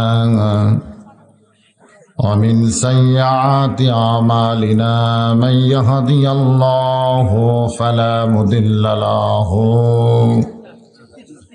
ومن يضلله فلا هادي له।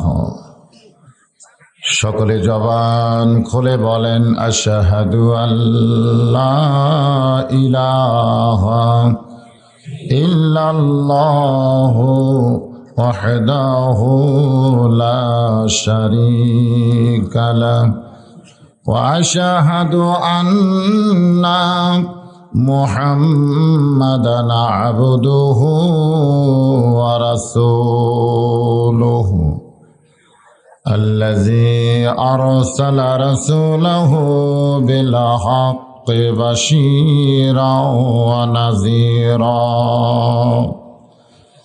ওয়া দাঈয়ান ইলাল্লাহ বিইজনিহি ওয়া সিরাজাম মুনীরা।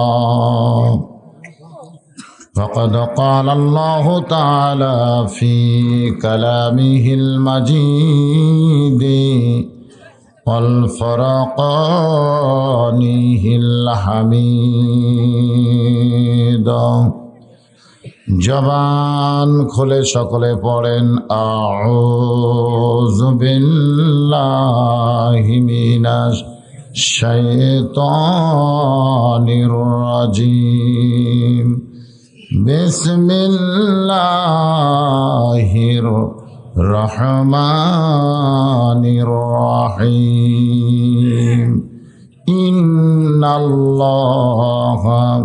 وملائكته يصلون على النبي يا أيها الذين آمنوا صلوا عليه وسلموا تسليما اللهم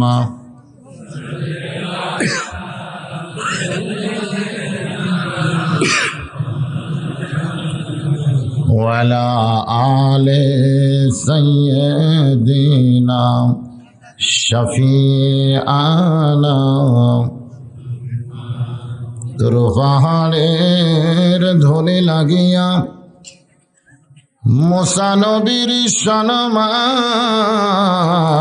বেড়ে যায় নূর নবীজির জুতার ধুলাই আল্লাহর আরশ ধন্য হয় আল্লাহুম্মা সাল্লি আলা মাওলানা মুহাম্মদ ওয়ালা আলি সাইয়্যিদিনা শফিআনা উহুদের ময়দানে রাসূল ভেঙেছ দন্দন তথা ফিরে খেস এই জমিনে ইসলাম উহুদের ময়দানে রাসূল ভেঙেছ দন্দন তথা ফিরে খেস এ জমিনে ইসলাম ভুলে গেছি মোরা সে রাসূলের বিধান ভুলে গেছি মোরা আল্লাহরই কোরআন নামেতে শুধুই মুসলমান আল্লাহুম্মা সাল্লি আলা মাওলানা মুহাম্মদ ওয়ালা আলি সাইয়্যিদিনা শফিআনা মশরিকে হুব্বে মুহাম্মদ সকলে বলি সাল্লাল্লাহু मतलाए दीवानी माँ मतलाए खुर्शीद इश्कास सीनाए सो जाने माँ बलगल उला बिकमालिही कशाफत दुजा बिजमालिही حسنت جميع خصاله صلوا عليه وآله اللهم آمين জান্নাতের বাগান থেকে জান্নাতি মানুষদেরকে নিয়ে গভীর রাতে আমি গুনাহগার তোমার রহমতের দরজায় দুখানা হাত তুলেছি আল্লাহ হাসরের ময়দানে জব্বার আর কাহার নামে রূপ নিয়া তুমি যখন বিচার শুরু করবে তোমার সামনে দাঁড়ায়া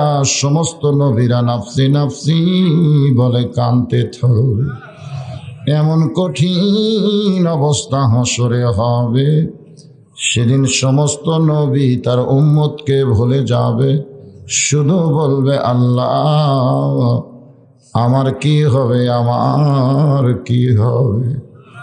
একমাত্র দরদি নবী শাফাতের কান্দারি ইয়া রব্বি হাবলি উম্মতি বলে সেজদায় পড়ে যায়। আল্লাহ ডাক দিয়া বলবেন ইয়া হাবিবুল্লাহ, আজকে হাসরের ময়দানে আপনি কাঁদবেন না, আপনাকে পাওয়ার জন্য আমার বেহেশতগুলো কাঁদতেছে। নবী বলবেন আল্লাহ বেহেশত আমাকে পাওয়ার জন্য কান্দে, আর আমি কাঁদতেছি আমার গুনাহগার উম্মত সহ বেহেশতে যাওয়ার জন্য। যে রাসূল হাসরের ময়দানে কাঁদবেন, আজ কান্দেন মদিনায়, সে রাসূলের জন্য আমাদের কলিজা একটা বার কান্দে না। ও দরদি আল্লাহ, আজকের এই মাহফিলের ওসিলায় কঠিন হাসরের ময়দানে আমাদের সবাইকে রাসূলের উম্মতের কাতারে দাঁড়ানোর তৌফিক দিয়া দিও আল্লাহ। সুবহানা রাব্বিকা রাব্বিল ইজ্জাতি আম্মা ইয়াসিফুন ওয়া সালামুন আলাল মুরসালিন ওয়ালহামদুলিল্লাহি রাব্বিল আলামিন বিরহমাতিকা ইয়া আরহামার রাহিমিন। লা ইলাহা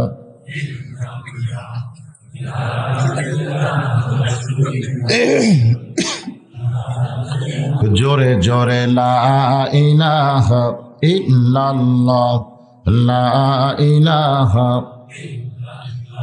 লা ইলাহা ইল্লাল্লাহ, লা ইলাহা লা ইলাহা ইল্লাল্লাহ, লা ইলাহা ইল্লাল্লাহ, লা ইলাহা ইল্লাল্লাহ, লা ইলাহা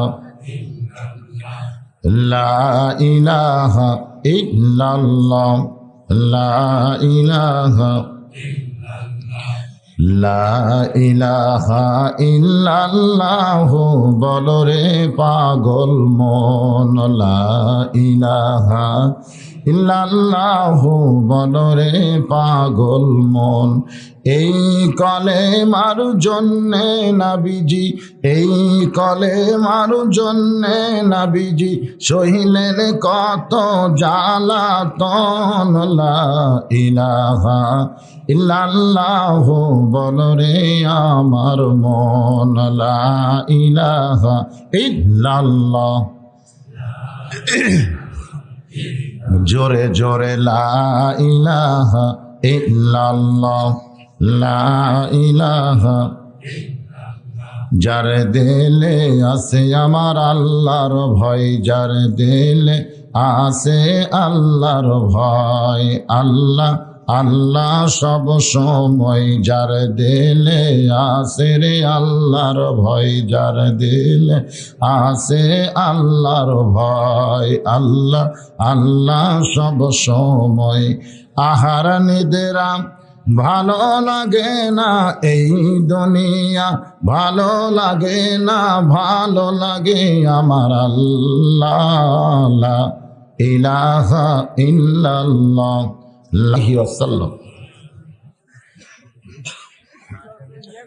চাকলমা হাফিজি মাদ্রাসা কর্তৃক আয়োজিত আজকের এই বাৎসরিক ইসালে সওয়াব মাহফিলে সম্মানিত সভাপতি,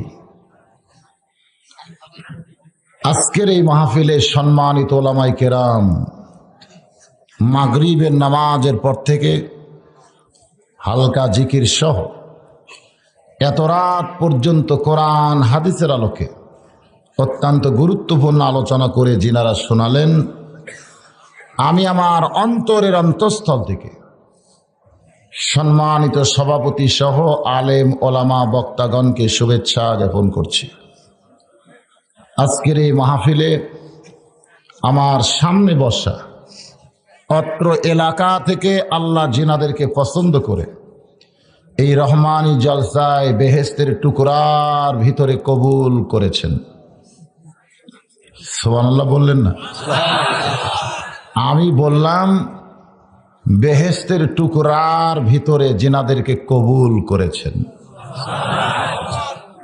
আপনারা এখানে এসেছেন না আল্লাহ নিয়ে এসেছেন? জি, আল্লাহ পাক আপনাদের প্রতি দয়া করে রহম করে আজকের এই জান্নাতের টুকরার ভিতরে কবুল করেছেন। সে আল্লাহ আমাদের উপরে এ মুহূর্তে খুশি না বেজার? মা সাবাকা মিন হাসানাতিন ফামিনাল্লাহ। বান্দার দ্বারা যখন কোনো ভালো কাজ হয়, এ কাজ বান্দা করে না, বরং আল্লাহ করায়। তো যে আল্লাহ পাক আপনাদের মতো মানুষকে আজকের এই জান্নাতের টুকরার ভিতরে কবুল করলেন, এই মুহূর্তে বিশ্বাস করতে হবে এখানে আল্লাহ আপনাদের নিয়ে এসেছে। বান্দার দ্বারা যখন কোনো ভালো কাজ হয়, এ কাজকে করায়। বান্দার দ্বারা যখন কোনো খারাপ কাজ হয়, এ কাজকে করায়। আরো জোরে, বান্দার দ্বারা ভালো কাজ হলে আল্লাহ করায়। এর উপরে আমি কোরআনের আয়াত তেলাওয়াত করেছি। কিন্তু বান্দার দ্বারা খারাপ কাজ যখন হয়, এ কাজ শয়তান করায়, তার উপরে কি কোনো কোরআনের আয়াত তেলাওয়াত করেছি? তো আপনারা এমনি এমনি বললেন কেন? মানে আপনারা একটা হিসাব করছেন, কারণ মানুষ তো অনেক কিছু হিসাব করে। সেই হিসাবের মধ্যে আপনারা ফেলেছেন যে বান্দার দ্বারা যখন কোনো ভালো কাজ হয়, এ কাজ আল্লাহ করায়, খারাপ কাজ যেগুলো হয় এগুলো শয়তান করায়। এটা একটা হিসাব করছেন। তাহলে আমরা কি করি? ভালো কাজ আল্লাহ করায়, খারাপ কাজ শয়তান করায়। তাহলে আমরা কি করি?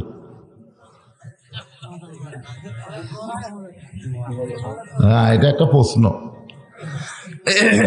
বাংলাদেশে কিছু ভণ্ড আছে, জোরে কোন আছে না নাই? আপনাদের এলাকাত মনে হয় নাই। মাটির পুতুল বানায়া তুমি করিলা বেহোশ, তুমি যেমনি নাচাও তেমনি নাচে পুতুলের দাও দোষ রে আল্লাহ, পুতুলের দাও দোষ। তুমি সর্প হইয়া দংশন করো, আবার ওজা হইয়া ঝাড়ো। তুমি চোরকে বলো চুরি করো, আবার গৃহস্থকে বলো জাগো। এই ধরনের একদল ভণ্ড আছে। তারা বলে বান্দা কিছু করে না, বান্দা যা কিছু করে সব আল্লাহ করায়। আল্লাহর কোন বান্দা কোন খারাপ কাজে যখন রাস্তা নেই, এই সময় আল্লাহ যদি তার পায়ের বল কাইরা নেয়, তাহলে সে যাইতে পারবে না। বান্দা যখন খারাপ কিছু দেখে, এ সময় আল্লাহ যদি তার চোখের পাওয়ার কাইরা নেয়, তাহলে খারাপ দেখতে পারবে না। বান্দা যখন খারাপ কথা, মিথ্যা কথা বলে, এই সময় আল্লাহ যদি তার জবান বন্ধ করে দেয়, তাহলে খারাপ কথা, মিথ্যা কথা বলতে পারবে না। বান্দা যখন সুদের টাকার গোস্ত, ঘুষের টাকার মাছ দিয়া ভাত খাবার চায়, ওই ভাতের লোকমা যদি বান্দার গলার মধ্যে আটকে যায়, তাহলে বান্দা হারাম খাইতে পারবে না। তাহলে বান্দা খারাপ পথে চলে, খারাপ কিছু দেখে, খারাপ কিছু বলে, খারাপ কিছু খায়, এগুলো বান্দা খায় না, বরং আল্লাহ খাওয়ায়। এগুলো আল্লাহ করায়, আল্লাহ দেখায়। এরকম কথা একদল ভণ্ড বলে। ধরে কম কে বলে? আমাদের বাংলাদেশে এরকম ভণ্ড আছে না নাই? আপনারা কি ভণ্ডর দলে না আল্লাহর দলে? তাহলে আল্লাহর দলে যদি আমরা হই, আল্লাহর কোরআন নবীর হাদিসের দলিল যদি না থাকে, সে কথা কোনোদিন বলা যাবে। আমি আল্লাহর কোরআন দিয়ে বলেছি, মা সাবাকা মিন হাসানাতিন ফামিনাল্লাহ। বান্দার দ্বারা যখন কোনো ভালো কাজ হয়, এ কাজ বান্দা করে না, বরং আল্লাহ করায়। কিন্তু বান্দার দ্বারা খারাপ কাজ যেগুলো হয়, এগুলো কে করায়? আমি যখন জানতে চাইছি, আপনারা না দলিলে না জেনে বলেছেন শয়তান করায়। তার মানে বোঝা গেল দোষ আমাদের নাই, খারাপ করালে দোষ হবে শয়তানের। দোষ কার? আসলে দোষ কি শয়তানের? রমজান মাসে আমার আল্লাহ শয়তানকে বন্দী করে। বুখারী শরীফের হাদিসের মধ্যে আছে, কিতাবুস সিয়াম, রমজান মাসে আমার আল্লাহ শয়তানকে বন্দী করে। এরপর নন্দীগ্রাম হোটেলের দরজাত কালো পর্দা দেয়া ভিতরে যারা খায়, আপনারা বলেন তো এরা কে? কথা কন না কেন? শয়তান তো রমজান মাসে বন্দি থাকে, কিন্তু রমজান মাসে হোটেলের দরজাত কালো পর্দা দেয়া ভিতরে যারা খায় এরা কে? তাহলে মানুষ শয়তানকে আল্লাহ বন্দি করবার পারে না। আল্লাহর পাওয়ার খালি জিন শয়তানকে বন্দি করা। হাদিস শরীফে কি আছে? আল্লাহ রমজান মাসে শয়তানকে বন্দি করে, হাদিস আছে না নাই? তাহলে আল্লাহ খালি জিন শয়তানকে বন্ধ করে, কিন্তু মানুষ শয়তানকে আল্লাহ বন্ধ করবার পারে না। মানুষ শয়তানের পাওয়ার কি আল্লাহর চেয়ে বেশি?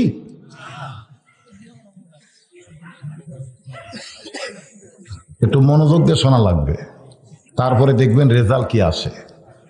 এই মাসটি হলো কি মাস?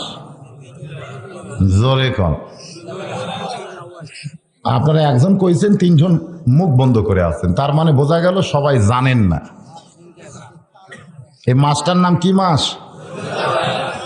এটা ভালো জায়গা, সুবহানাল্লাহ। আমি গত কয়েকদিন আগে ঢাকার সাভারের আকরান বাজারে ওয়াজ করতেছিলাম। তো আমি বললাম, ভাই এটা কি মাস? সকলে এক বাক্যে বলেছে ফেব্রুয়ারি মাস। রবিউল আউয়াল মাস কেউ বলে নাই, সকলে বলেছে ফেব্রুয়ারি মাস। কিন্তু আল্লাহ আজকের এই মাহফিলে এমন কিছু বান্দাকে উপস্থিত করেছেন যারা বাংলা ফাল্গুনও বলে নাই, ইংরেজি ফেব্রুয়ারি বলে নাই, তারা সরাসরি আরবি মাসটা বলেছে। সুবহানাল্লাহ কোন। তাহলে জায়গা ভালো না? ভালো জায়গা থেকে ভালো কথাই শোনা যাবে। তাই বলে ইংরেজি মাস যে আমরা ভুলে যাব তা কিন্তু না। বর্তমান যেই সরকার ক্ষমতায় আছে, মানুষ না জানলেও 3টা মাসকে মানুষের সামনে, 4টা মাসকে মানুষের সামনে ফুটে তোলে। একটা হলো আগস্ট মাস, ধরে কোন কি মাস? শুরু থেকে শেষ পর্যন্ত শোক দিবস। কি দিবস? আর একটা মাস হলো ডিসেম্বর মাস, বিজয় দিবস। আর একটা হলো মার্চ মাস, স্বাধীনতা দিবস। আর একটা হলো আমার ভাইয়ের রক্তে রাঙানো 21শে ফেব্রুয়ারি, আমি কি ভুলিতে পারি। বাংলার মুসলমানের জন্য এই 4টি মাসের খুব গুরুত্ব আছে। বর্তমান সরকার যখন ক্ষমতায় থাকে, এখন মানুষ মানুক বা না মানুক, সরকার মানুষকে মানানোর জন্য একটা চেষ্টা করে। আর একবার জবান খুলে বলেন, এটা কি মাস? এই মাসে কে আইছে দুনিয়ায়? দুনিয়া থেকে কে বিদায় নিয়েছে? জঙ্গলের পশুরা বলে আজ হয় মোদের খুশির দিন, বিশ্বজাহানে আসিয়াছেন রাহমাতুল লিল আলামিন। আমার আল্লাহ তাআলা দুনিয়ার অন্ধকারকে দূর করার জন্য এই পবিত্র রবিউল আউয়াল মাসে আল্লাহর নবীকে সিরাজাম মুনীরা, অন্ধকারে আলো হিসাবে প্রেরণ করেছে। জোরে কান সুবহানাল্লাহ।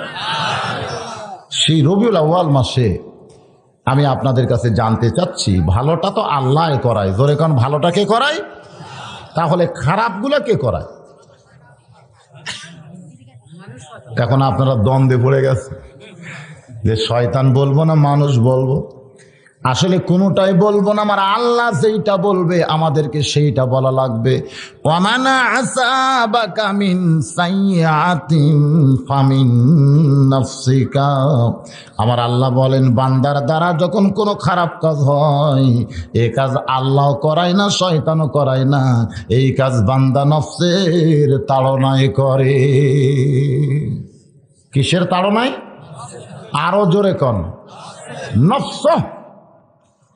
আজকে মাগরিবের নামাজের পর থেকে ইশার নামাজ পর্যন্ত যে হালকা জিকির হলো, এর ভিতরে নফসের কথা ছিল?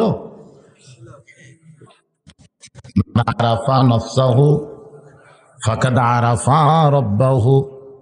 এটা কিন্তু কোরআনও না, হাদিসও না। কোরআনের মধ্যেও নাই, হাদিসের মধ্যেও নাই। এই কথাটা আল্লাহ ওয়ালারা বলেছেন। সমস্ত আল্লাহওয়ালারা এই কথার উপরে একমত। সুবহানাল্লাহ কোন। যদি তোমারে তুমি চিনতে পারো তাহলে তোমার আল্লাহকেও তুমি চিনতে পারবে। যদি তোমারে তুমি না চিনতে পারো তোমার আল্লাহরেও কোনোদিন চিনতে পারবে না। আমার আল্লাহকে চিনতে গেলে আগে আমাকেই চিনা লাগবে। জোরে কোন কথা ঠিক কিনা? তাহলে আমারে আমি চিনছি কোনোদিন? আজকের মাহফিলে যারা বসে আছেন আপনাকে আপনি প্রশ্ন করেন, আপনি কি আপনারা চিনেন? যা করো তাই করো রে মন,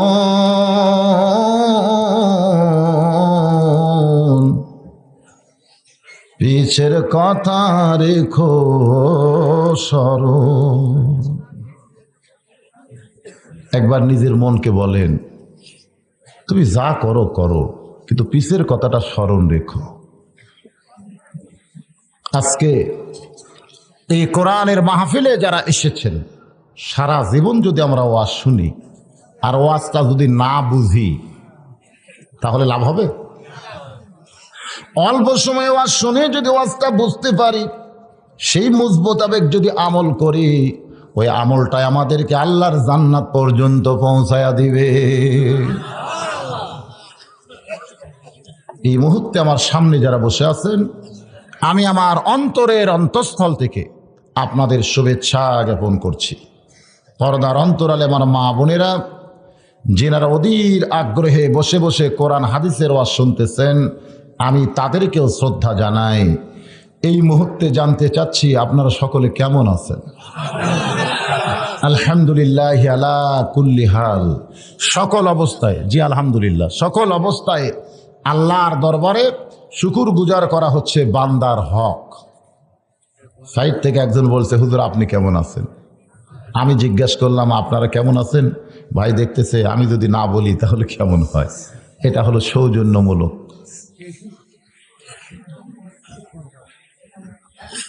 আপনারা সকলে কেমন আছেন? ভালো থাকা কয় রকম মনে আছে? কয় রকম ভালো থাকা? কয় রকম?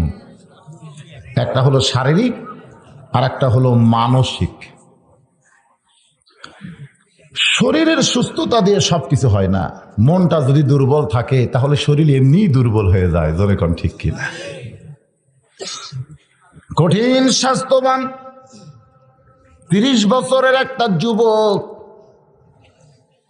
তেলা পোকা দেখে ভয় করে, আবার চিকন চাকন একটা মানুষ বিষাক্ত সাপ নিয়ে খেলা করে। এইটা দেহের জোরে না মনের জোরে? জোরে কোন। তাহলে আপনাদের দেহের খবর আমি বলতে পারি, আপনি বলতে পারেন, কিন্তু মনের খবর একমাত্র কে জানে? তারপরও আপনি একটু মনের সাগরে যদি ডুব দেন তাহলে বুঝতে পারবেন এই মুহূর্তে আপনার মনটা কোন জায়গায়। কারণ দেহের সঙ্গে মনের সম্পর্ক যদি না থাকে, বক্তা যতই ওয়াজ করুক, ওয়াজ কিন্তু বোঝা যাবে না। মাসটি হলো রবিউল আউয়াল মাস। জোরে কোন কি মাস? আমার আল্লাহর নবী এই মাসে দুনিয়াতে আসলেন, আবার 63 বছর পরে এই মাসেই দুনিয়া থেকে বিদায় হয়ে গেলেন। কিন্তু আল্লাহর নবী বিদায় হয়ে চলে গেলেন বলে সব কিছু নিয়ে যায় নাই। উম্মতে মুহাম্মাদের জন্য 2টা জিনিস রাইখা গেলেন। একটি হলো আল্লাহর কোরআন, আর একটা হলো নবীর সুন্নাহ। একটার নাম কি? আর একটি হলো আল্লাহর নবীর সুন্নাহ। যদি নবীর হাদিস আর কোরআনকে আমরা একটা পাল্লাই তুলে দেই, অনেকে মনে করবে এটা চলবে না, কারণ হাদিস আর কোরআন তো কোনোদিন এক সমান হওয়ার পারে না। একবার সাহাবীরা উম্মুল মুমিন আয়েশা রাদিয়াল্লাহু তাআলার কাছে বললেন, মা, নবী সম্পর্কে আপনার কাছ থেকে একটু জানতে চাই। নবী সম্পর্কে যদি আপনি বলেন আমরা শুনতে চাই। মা আয়েশা হিজাবের অন্তরাল থেকে চোখের পানি বের করে কাঁদে আর বলে, সাহাবীরা রে, তোমরা কি আল্লাহর কোরআন পড়ো না? প্রত্যেকটা সাহাবীরা বলে, অবশ্যই আল্লাহর কোরআন পড়ি। মা আয়েশা বললেন, আল্লাহর কোরআন শরীফ যদি তোমরা পড়ে থাকো তাহলে নবী সম্পর্কে আমার কাছে জানতে আইলে কেন? আল্লাহর কোরআনও যেমন, নবীও ছিলেন তেমন। এখন বুঝতে হবে কোরআনের বাস্তব রূপ হলেন আল্লাহর নবী। কোরআন শরীফ হলেন আমার আল্লাহর কথা, আর সেই কথাগুলো আল্লাহর নবী তার জীবনে বাস্তব আমল করে দুনিয়ার তামাম মানুষের কাছে দেখায় দিয়েছেন। এই জন্যে আল্লাহর নবী কোরআন শরীফে বললেন, কুল ইন কুনতুম তুহিব্বুনাল্লাহ ফাত্তাবিউনি ইউহিব্বুকুমুল্লাহু ওয়া ইয়াগফির লাকুম যুনুবাকুম ওয়াল্লাহু গফুরুর রহিম। সুবহানাল্লাহ বলে। আমার আল্লাহ বললেন, ওগো নবী আপনি বলে দেন। এই কথাটা কিন্তু আল্লাহর, কিন্তু প্রকাশ পাইছে কার জবান দিয়া? নবীর। জোরে কোন কার? দেখেন এই কথার ফাইল কিন্তু আল্লাহর নবী। আমার আল্লাহ বললেন, নবীজি আপনি বলেন, ইন কুনতুম তুহিব্বুনাল্লাহ, কেউ যদি আমি আল্লাহকে ভালোবাসতে চায়, আমি আল্লাহকে কোনোদিন ভালোবাসতে পারবে না। কারণ মানুষ আছে দুনিয়ায়, আল্লাহ আছে 7 আসমানের উপরে আরশে আজিম। অত দূরের আল্লাহকে দুনিয়ার মানুষ কোনোদিন ভালোবাসতে পারবে? হয়তো মুখে মুখে বলবে আল্লাহকে ভালোবাসি, আল্লাহকে ভালোবাসি, কিন্তু আমার আল্লাহকে অন্তর থেকে ভালোবাসতে পারবে না। মুখের ভালোবাসার কথা আর অন্তরের ভালোবাসা কোনোদিন এক হয় না। ওই না দেখা আল্লাহকে কেউ যদি ভালোবাসতে চায়, আল্লাহ বলেছে আমাকে ভালোবাসার কোনো দরকার নাই। ফাত্তাবিউনি, সে যেন আপনাকে অনুসরণ করে। আর আপনাকে কেউ যখন অনুসরণ করবে, ইউহিব্বুকুমুল্লাহ, আমি আল্লাহ তাকে ভালোবাসবো। শুধু ভালোই বাসবো না, ইয়াগফির লাকুম যুনুবাকুম আল্লাহু গফুরুর রহিম, আমি আল্লাহ তার জীবনের তামাম গুনাহ খাতা মাফ করে দিব। এই মুহূর্তে আপনাদের কাছে আমার প্রশ্ন হলো, আমরা যদি আল্লাহর ভালোবাসা চাই এবং আল্লাহর কাছ থেকে আমরা যদি মাপ চাই, তাহলে আমাদের কি করতে হবে? ভালোবাসার কথা নাই, ফাত্তাবিউনি, তাকে অনুসরণ করতে হবে। এবার একটা ছোট্ট ব্যাখ্যা। আল্লাহ নবী একদিন রাস্তা দিয়ে যাচ্ছিলেন, যাওয়ার সময় এক কাফের আল্লাহর নবীর সামনে দাঁড়িয়ে বলে, রে আব্দুল্লাহ রে তিমপলাম, আমার কাছ থেকে আপনি 100 দিরহাম করজ নিয়েছিলেন, অনেক দিন হয়ে গেল, টাকাটা আমারে দিলে আপনার কি হয়? নবী মুচকি হাসি দিয়ে বললেন, ভাই গত শনিবারই তো আপনাকে টাকাটা দিয়েছি। কাফের বলতেছে আপনি আমারে টাকা দেন নাই, টাকা না দিয়ে মিথ্যা কথা কেন বলতেছেন? নবী বলতেছেন, ভাই তোমার মনে নেই গত শনিবারই তোমার এই টাকাটা দিয়েছি। কাফের বলতেছে আপনি যে আমারে টাকা দিয়েছেন তার সাক্ষী কোথায়? নবী বললেন, কোনো সাক্ষী নাই, কারণ আপনি আমারে টাকা দিয়েছিলেন, আমি আপনার টাকা পরিশোধ করেছি, এখানে সাক্ষীর কি দরকার? কাফের বলতেছে সাক্ষী যদি না থাকে তাহলে আপনার মুখের কথা আমি মানব না। এমন সময় এক সাহাবী দৌড়ে এসে বলে, রে কাফের শয়তান, আল্লাহর নবী যে তোমারে টাকা দিয়েছে, এইখানে দাঁড়িয়ে থেকে আমি তা দেখেছি। যেই কইছে আল্লাহর নবী যে তোমারে টাকা দিয়েছে, এইখানে দাঁড়িয়ে থেকে আমি সেটা দেখেছি। কাফের দেখতে যে সাক্ষী যখন হয়েছে আর তো থাকা যায় না, ও মারছে দৌড়। আল্লাহর নবী চমকে বললেন, বাবা এই কাফেরকে আমি টাকা দিয়েছি, দুনিয়ার কেউ দেখে নাই, তুমি কেমনে বললে যে আমি দাঁড়িয়ে থেকে টাকা দেওয়াটা দেখেছি? এটা তুমি কেমনে বললে বাবা? এবার সাহাবী চোখের পানি বের করে বলে, ইয়া রাসূলুল্লাহ, আপনি যখন আখিরাতের কথা বলেছেন আমি না দেখি বিশ্বাস করেছি, আপনি বেহেশতের কথা বলেছেন আমি না দেখি বিশ্বাস করেছি, আপনি দুজকের কথা বলেছেন আমি না দেখি বিশ্বাস করেছি, আপনি আল্লাহর কথা বলেছেন আমি না দেখি বিশ্বাস করেছি। আপনার সমস্ত কথা না দেখি যদি আমি বিশ্বাস করতে পারি, আর আজকে আপনি বলতেছেন কাফেরকে আমি টাকা দিয়েছি, এইটা আমি না দেখলেও মনে হয় এইখানে থেকে দাঁড়িয়ে টাকা দেওয়াটা দেখেছি। সঙ্গে সঙ্গে আল্লাহর নবী সাহাবীকে বুকের মধ্যে নিয়ে কপালে একটা চুমা দিয়ে বললেন, বাবা এর নাম হলো ইত্তেবা। এর নাম কি? এর নাম হলো ইত্তেবা, এর নাম হলো রাসূলকে মানা। আজকে আমাদের বাংলাদেশে রাসূলকে মানার মানুষের খুবই অভাব। এই রবিউল আউয়াল মাসে আমার রাসূলকে মানার উপর আমি ওয়াজ করতে চাই, কিন্তু মানার উপরে ওয়াজ করতে গেলে রাসূলকে আগে জানা লাগবে। জোরে কান ঠিক কিনা ভাই? না জানলে কেউ কোনোদিন কাউরে মানতে পারে না। কারণ বাংলার মানুষ ডিসিকে যেমন জানে, আমার আল্লাহরে তেমন জানে না।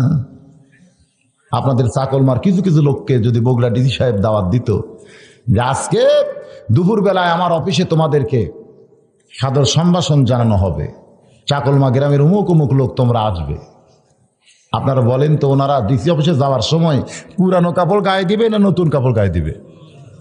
শুধু নতুন কাপড়ই গায়ে দিবে না, ওই কাপড়টা তেমন তেমন থাকবে না, ভালো কাপড় পরে আতর সুরমা লাগায়া রাস্তা দিয়ে যখন যাবে, কেউ যদি জিজ্ঞাসা করে ভাই এত সুন্দর হয়ে কোথায় যান, বলে তোরা তো জানিস না ডিসি আমারে দাওয়াত দিস, আমার একটা দাম আছে। দুনিয়ার একটা ডিসি দাওয়াত দিছে, ডিসিরে জানে বলে তার অফিসে যাওয়ার সময় তার মশান বাড়তেছে। ডিসিকে যেমন জানে, আমার আল্লাহকে যদি তেমন জানতো, মুয়াজ্জিন যখন হাইয়া আলাস সালাহ হাইয়া আলাল ফালাহ বলতো, তখন ডিসি হবে যেমন ভাবে যাই তার চাইতে কোটি কোটি কোটি ভালো হইয়া আল্লাহর ঘরে হাজিরা দিত। কারণ ডিসিরে জানে, আমার আল্লাহরে জানে না। জোরে কোন ঠিক কিনা?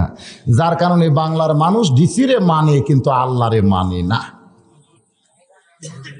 আমার নবীকে ইত্তেবা করতে গেলে আমার নবীকে জানার দরকার আছে না নাই? জোরে কোন আছে না নাই? আল্লাহর নবীকে জানতে গেলে আমরা নবীর গোটা জীবনী আমাদের সামনে উপস্থাপন করতে হবে। আমি এক রাতে গোটা নবীর জীবনীকে উপস্থাপন করতে পারবো না। নবী যখন দুনিয়াতে আসলেন, সবে মাত্র দুনিয়াতে আসলেন, এই সময় প্রচার হয়ে গেল মক্কার সম্ভ্রান্ত বংশে কিছু সন্তান জন্মগ্রহণ করেছে। বনি সাদ গোত্র থেকে কিছু মহিলা মক্কার ধনী ধনী ঘরের সন্তানগুলোকে নিয়ে যখন উঠের পিঠে চড়ে বাড়ির দিকে যায়, রাস্তার মাঝখানে দেখতে পায় হালিমাতুস সাদিয়া একটা দুর্বল গাধা নিয়ে মক্কার দিকে আসতেছে।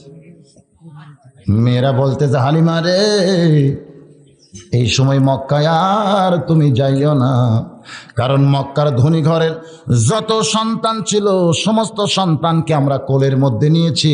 পিছন দিকে তাকায় দেখো, গাধা ভরা কত হাদিয়া আমরা পাইছি। রে হালিমা, তুমি আর মক্কায় যাইও না, কারণ মক্কায় এই সময় যাইয়া তোমার কোনো লাভ হবে না। মক্কায় শুধুমাত্র একটা সন্তান বাকি আছে, জন্মের আগে যার বাপ মরে গেছে। হালিমাতুস সাদিয়া বাজানদের চোখের পানি বের করে কান্দার মনে মনে কয়, গাধারে, তুই দুর্বল হওয়ার কারণে আজকে আমি ধনী ঘরের সন্তান নিতে পারলাম না। আজকে আমার ভাগ্য বড় খারাপ। আমি অনেক দিন থেকে আশা করেছিলাম মক্কার সম্ভ্রান্ত ঘরের ছুনি সন্তান যখন পাবো, ওই সন্তানকে দুধ খাওয়ার জন্য নিয়ে বিনিময় অনেক হাদিয়া নিব, কিন্তু আজকে আমার ভাগ্য বড় খারাপ। চল রে গাদা, চল বাড়িতে ফিরে যাই। হালিমাতুস সাদিয়ার কথাগুলো ইবনে ইসহাক সিরাতে রাসূলের প্রথম খণ্ডের মধ্যে বয়ান করেছেন। হালিমাতুস সাদিয়া বলে, রে দুনিয়ায় রাসূলের উম্মাতিরা শোনো, আমি যখন দুর্বল গাদাকে আমার বাড়ির দিকে নিয়ে যাবার চাই, এমন সময় দেখি আমার গাদা কোত্থেকে যেন শক্তি পাইয়া মক্কার দিকেই দৌড়ানো শুরু করে দেয়। জোরে কান সুবহানাল্লাহ। দুর্বল গাদা কোত্থেকে সবল হইয়া মক্কার ভিতরে আইসা ঘুরমেকে যখন পড়ে যায়, হালিমাতুস সাদিয়া বলে, আমি তাকায় দেখি গাধার মুখটা বালির মধ্যে ঢুকায়া দু চোখ দিয়া দর দর করে পানি পড়তেছে। হালিমাতুস সাদিয়া বলে, গাধা রে, আমি জানি তুই দুর্বল, নড়তে পারিস না, কেন যেন পাগলের মতন মক্কার দিকে দৌড়ে আইলি, তুই তো আর বাঁচবি না। গাধারে, কেন মক্কার ভিতরে আইলি জানতে চাই। হালিমাতুস সাদিয়া বলে, রে দুনিয়ার রাসূল উম্মাতিরা শোনো, আমার দুর্বল গাদা কেমন করে যখন আমি তিরস্কার করতেছি, এমন সময় দেখি পিছন দিকে এক মুরব্বী দুই কানা হাত বাড়িয়ে ডাকতেছে, ও গো মা। অনেক মেয়েরা আইছিল মক্কায়, কিন্তু আমার নাতির দিকে কেউ একবার ফিরে তাকাইলো না। তুমি যখন সবার শেষে মক্কায় আইছো মা, একটাবার আমার নাতির একটু দেখো, আমার নাতির দেখলে তোমার মন ভরে যাবে। হালিমাতুস সাদিয়া বলে, ওই বুড়ো মানুষের কথা শোনার সঙ্গে সঙ্গে মনে হয় আমার কলিজায় আগুন ধরে গেছে। আমি ধনী ঘরের সন্তান নেওয়ার নিয়তে বনি সাদ গোত্র থেকে মক্কায় আইছি, কোনো এতিম সন্তানকে দেখলে আমার পেট ভরবে না। ও মুরব্বী, এমন করে বললেও তোমার কথা আমি শুনবো না। নবীর দাদা কাছে এলে বলে, মা তুমি না নাও, একটাবার আমার নাতিরে শুধু দেখে যাও। হালিমাতুস সাদিয়া বলে, রে রাসূলের উম্মাতিরা শোনো, আমি মুরব্বীর কথা মতো আমিনার ভাঙ্গা ঘরের মধ্যে যখন ঢুকে গেলাম, তখন তাকায় দেখি সিরা একটা মাদুরের উপরে যেন আসমানের পূর্ণিমার রাতের চাঁদ ঘুম পাড়তেছে। 400 রোজ গ্রহ তারা, তারি নূরের ইশারা, নইলে যে অন্ধকারে ডুবিত এই ধরনী। জোরে বলেন নবী মোর পরশমণি, নবী মোর সোনার খনি, নবী নাম ভাবে যেজন সেই তো দোজাহানের ধনী। হালিমাতুস সাদিয়া বলে, রে রাসূলের উম্মত উম্মাতিরা, দুনিয়াতে যারা আছো শুনে নাও, ওই ছোট্ট মানুষটাকে দেখার পরে আমার কলিজার মধ্যে এমন মহব্বত জমেছে শুধু দেখার সঙ্গে সঙ্গে।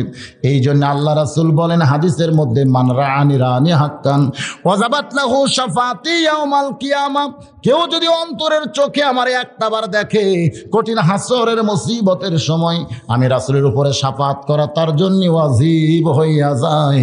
তবে দেখাটা দেখতে হবে ঈমানের দৃষ্টিতে। জোরে কোন কিসের দৃষ্টিতে? আবু জেহেল উতবা সাইবা নবীরে দেখছে, কি কোন দেখে নাই? কিন্তু তারপরে কি জান্নাত পাবে নাকি? হালিমাতুস সাদিয়া বলে, এই ছোট্ট নবীকে দেখার সঙ্গে সঙ্গে আমি এক দৌড়ে যখন কোলের মধ্যে নিলাম, নবীর দাদা বলতেছে, মা তোমারে শুধু দেখার জন্যই বলেছিলাম মা, তুমি আমার নাতিরে কোলের মধ্যে নিলাম। হালিমাতুস সাদিয়া বলে, বাবা আপনার নাতি যে এত সুন্দর এটা কোনোদিন আমার কল্পনার মধ্যেও ছিল না। আজকে দেখার পরে কোলের মধ্যে নেওয়ার সঙ্গে সঙ্গে ওই আল্লাহর শপথ করে বলতেছি, ওই ছোট্ট নবীর পরশে আমার আল্লাহ দেহের দুর্বলতা সব দূর করেছে। হালিমাতুস সাদিয়া বলে, রে দুনিয়ার রাসূলের উম্মত উম্মাতিরা শোনো, তোমাদের ছোট্ট নবীকে কোলে করে যখন আমি বাইরে আসলাম, আসার পরে দেখি আমার গাধা মাটির মধ্যে মুখটা ঢোকায় চোখের পানি বের করে কাঁদতেছে। আমি ডান হাতের মধ্যে ছোট্ট নবীর নিয়া বাম হাতখানা গাধার মাথায় দিয়ে বললাম, গাধা রে কত তিরস্কার তোরে আমি করেছি, কত কিছুই না তোরে বলেছি, কিন্তু এখন অন্তর থেকে বলি রে গাধা, আমার চাইতে তোর দাম বেশি। কারণ আমি যখন বাড়িতে ফিরে যাওয়ার চাচ্ছিলাম, কিন্তু তুই একটা গাধা হইয়া কেন মক্কার দিকে দৌড়ে আইলি, এখন বুঝতেছি আমার চাইতে তোর দাম বেশি। জঙ্গলের পশু পক্ষী আমার নবীরে চিনেছে, কিন্তু মানুষ হইয়া নবীরে অনেকেই চিনতে পারে না। জোরে কোন কথা ঠিক কিনা? হালিমাতুস সাদিয়া আল্লাহর নবীকে কোলের মধ্যে নিয়া মনে মনে চিন্তা করতেছে, এত সুন্দর নিয়ামত নিয়ে তো আমার বাড়ি যাইতে হবে, কিন্তু গাদা যে হারে মাটি পড়ে কাঁদতেছে, এই দুর্বল গাদার পিঠে চড়ে তো আর বাড়ি যাবার পারি না। এখন আমি কেমনে বনিসাত করতে যাই? এমন সময় কে যেন বলতেছে, হালিমা তোমার দুর্বল গাদাকে যদি সবল করতে চাও, ওই ছোট্ট মানুষের বাম পাখানা গাধার মাথায় লাগায়া দাও। হালিমাতুস সাদিয়া বলে, রে রাসূলের উম্মত উম্মাতিনীরা, ওই ছোট্ট নবীর বাম পাখানা যখন আমার গাধার মাথায় লাগিয়ে দিলাম, দেখি আমার দুর্বল গাধা সুস্থ সবল হয়ে দাঁড়িয়ে যায়। আমি যখন গাধার পিঠে চড়ে আঁচল দিয়া নবীরে ঢাকতেছি, কারণ সূর্যের তাপ যদি এই ছোট্ট মানুষে লাগে তাহলে বড় কষ্ট পাই। হালিমাতুস সাদিয়া বলে, ওই সূর্যের তাপকে আড়াল করার জন্যে আমি যখন ছোট্ট নবীকে আঁচল দিয়া ঢাকতে চাই, এমন সময় দেখি এক খণ্ড মেঘ আমার মাথার উপর ভাসতেছে। আমি হালিমা আশ্চর্য হয়ে বললাম, মেঘরে কোত্থেকে তুই আমার মাথার উপর চলে আইলি? হালিমাতুস সাদিয়া বলে, হঠাৎ দেখি এত সুন্দর বাতাস আমার গায়ে কে যেন বহাইতেছি।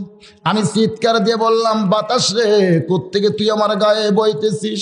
এমন সময় কে যেন বলে, হালিমা ওই ছোট্ট মানুষকে কোলে নেওয়ার কারণে আসমানের মেঘ তোমার মাথার উপর ভাসতেছে, ওই ছোট্ট মানুষকে কোলে নেওয়ার কারণে জান্নাতের দরজা খুলে ওই জান্নাতের বাতাস তোমার গায়ে আল্লাহ বহাইতেছে।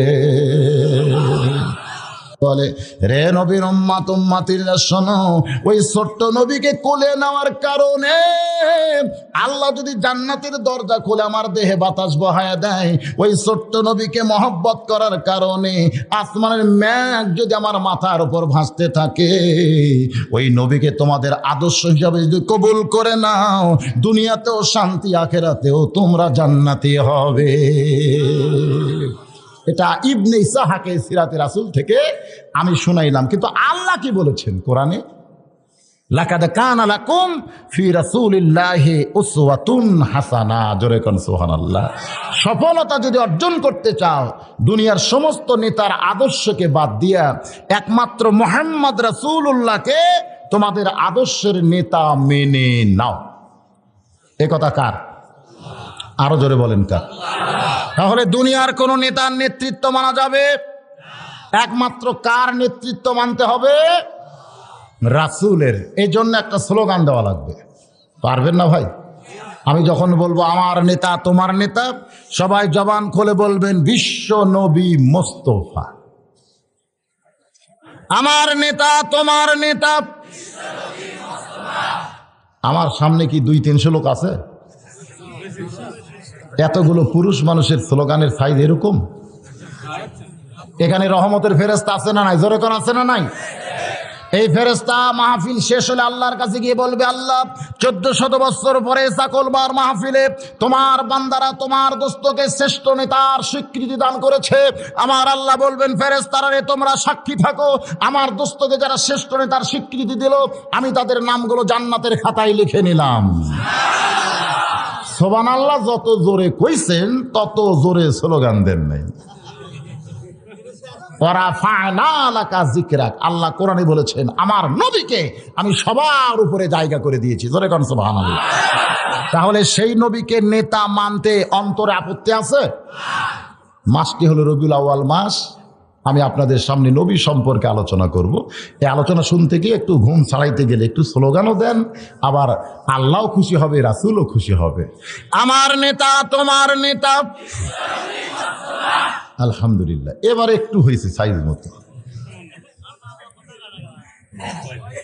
হালিমাতুস সাদিয়ার কাছ থেকে এক টানে আমি নিয়ে গেলাম আল্লাহর নবীর বয়স যখন 25 বছর। জোরে কোন কয় বছর? 25 বছরে নবী আমার একজন মেয়ে মানুষের রাখাল ছিলেন। সেই মেয়ে মানুষের নাম কি? মা খাদিজার দেশে রাখালিয়া বেশে নবী আমার বকরি চড়াইতেন। দেখিয়া নবীর মজেজা ধন্য বিবি খাদিজা জীবন যৌবন করলেন সমর্পণ। ওগো নবী, দয়ার নবী গো, আপনি নবী হলেন উম্মতের আপন। উম্মে আইমান দাসীকে সঙ্গে করে খাদিজাতুল কুবরা যখন বেলকুনিতে বসা, এমন সময় দেখতে পাই নবী আমার উট দুম্বা বকরি চড়াইতেছে।